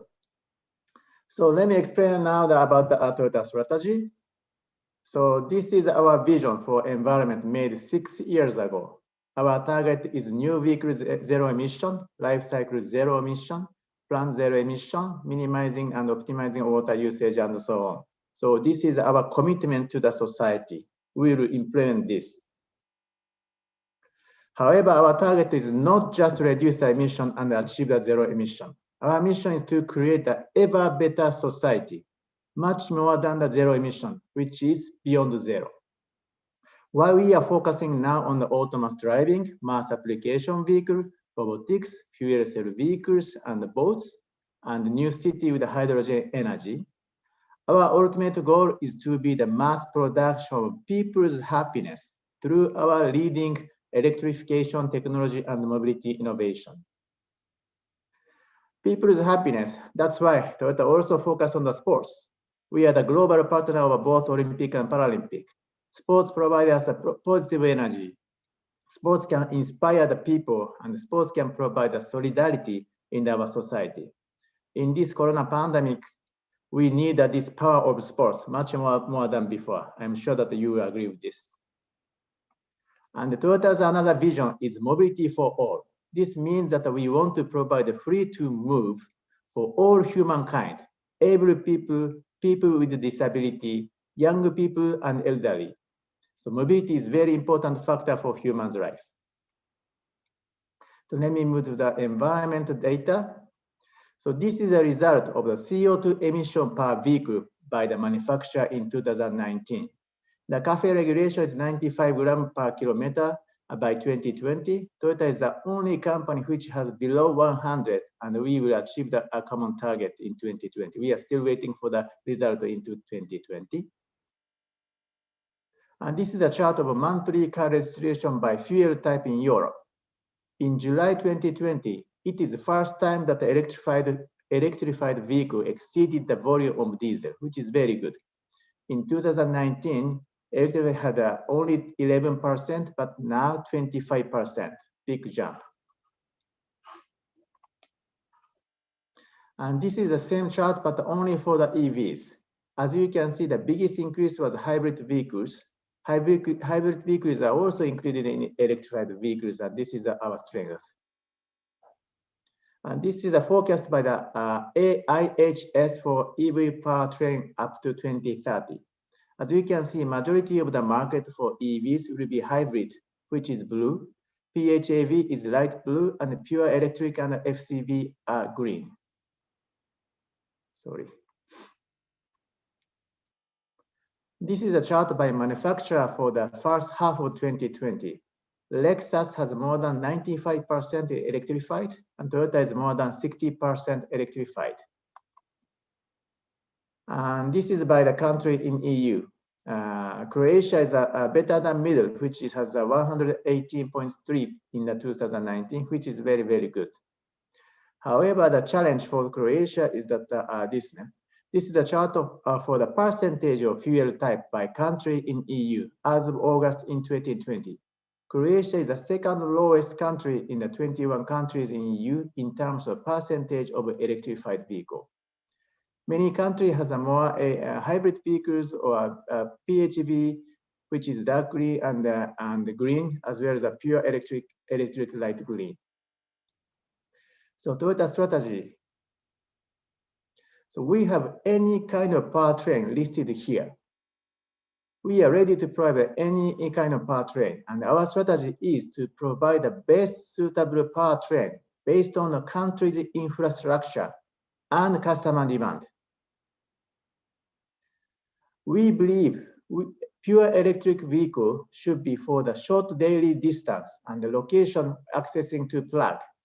For middle distance, hybrid, which is affordable, with a more than 50% without running engine, and for extra power PHEV. For long distance and large vehicle fuel cell, this is our view. Regarding our electrified technology, we introduced the first hybrid vehicles in 2000. So we have already 20 years experience. At the time, nobody believed the technology, but we constantly improve our technology, and currently over 60% of our sales is hybrid in Europe. Of course, we achieved more than 60% in Croatia already in 2021 for our hybrid ratio. So total hydrogen strategy. So this is the first fuel cell vehicle in the world, our Mirai, back at the end of the 2014. And we sold more than 10,000 vehicles so far, of which more than 1,000 in Europe. We made this vehicle in order to create the hydrogen society. We launched a second generation of Mirai, and this has a longer distance up to 650 kilometers and only 3 to 5 minutes refueling time. We also use a fuel cell forklift in a factory in Japan. And also we are developing the hydrogen buses and also hydrogen trucks in California. And also working with a partner for the train as well in Japan. We also provide our fuel cell technology to our partners. Here are two examples, Kaitono bus in Portugal and the Energy Observer.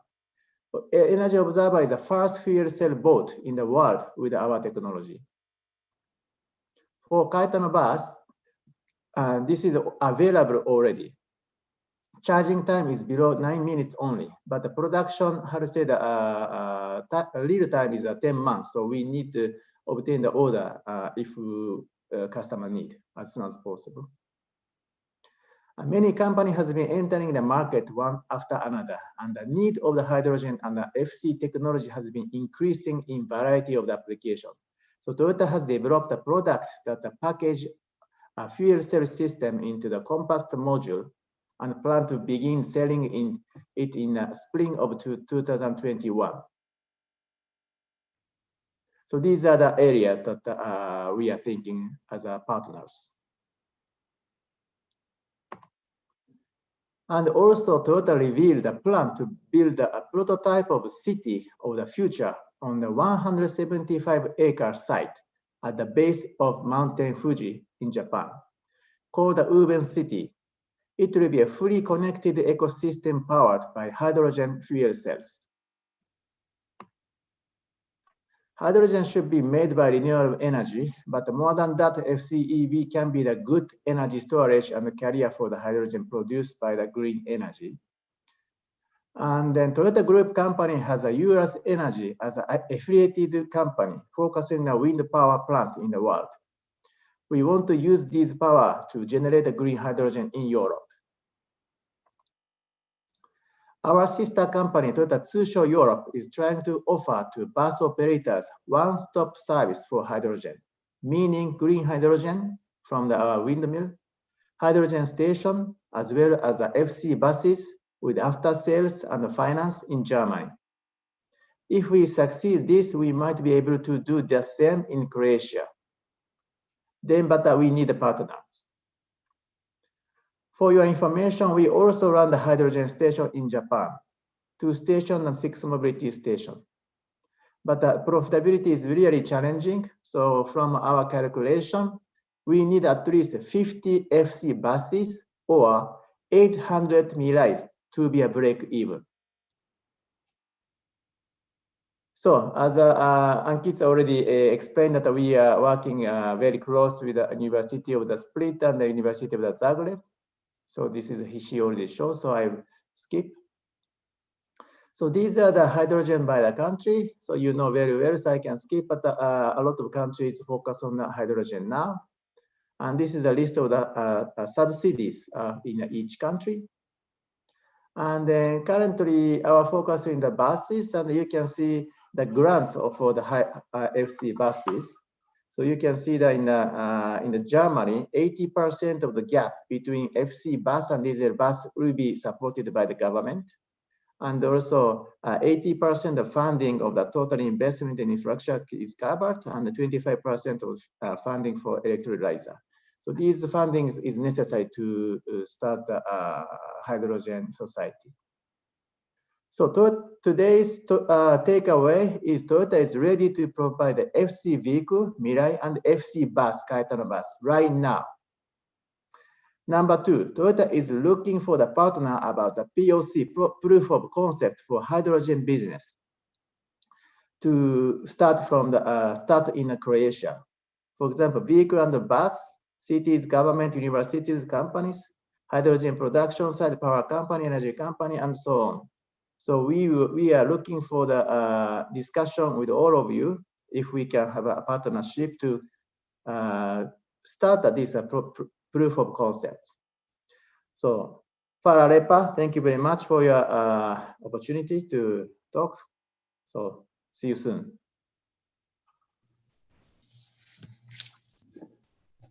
Thank you for your presentation, very interesting, and thank you for being so quick with so many slides.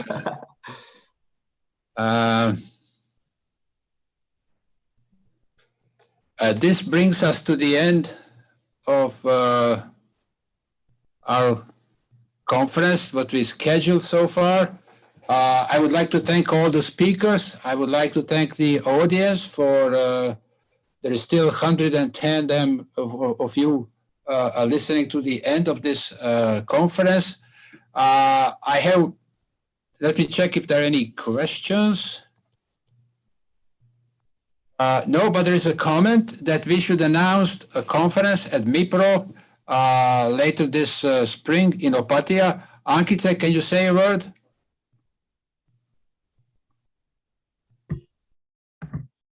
Yes, thank you. We are organizing a regional hydrogen energy conference within MIPRO convention this May in Opatija, Croatia, right? So I'm inviting you all to make your participation. We will organize there round tables, and I also hope we will have more info about the national hydrogen strategy, and I'm expecting to have some guests from the region and from the Europe, also from HydrogenEurope, and I'm expecting a part of scientific presentations. I'm expecting a lot of useful and constructive discussions on green energy transition based on hydrogen, and that we see solutions and directions how we can make collaboration on a regional and European level. So for sure, I will contact some of you to be my guests. I'm a founder and chair of this conference. This is the first time it is organized with the huge help of MIPRO. So I think we will be able to organize it in a person. And there are also, of course, according to the pandemic, the option to take participation virtually. So maybe we will have everything like this. What is also okay, right? To stay safe, but if the conditions will be good, we will also have in-person some presentations and a round table combined with the online. So yeah, be my guest. Thank you. Yeah, thank you. Thank you. With this, I will close this event. I think it was very interesting for me. I hope it was interesting for you that remain to the end to listen to this. We should actually consider having another one maybe by the end of the year. We'll have more information about the ongoing projects and the new projects. So we'll see how it goes. Maybe next year, maybe at the same time, we have another a workshop like this. Thank you all very much, and thank you to the organizers, again, Croatian Academy of Technical Sciences, Croatian Hydrogen Association, and universities, FESB and FSB, and of course, Zdeves, who provided all the technical support. You guys were great. Everything went very smoothly. Thank you very much. Bye, everyone. Bye.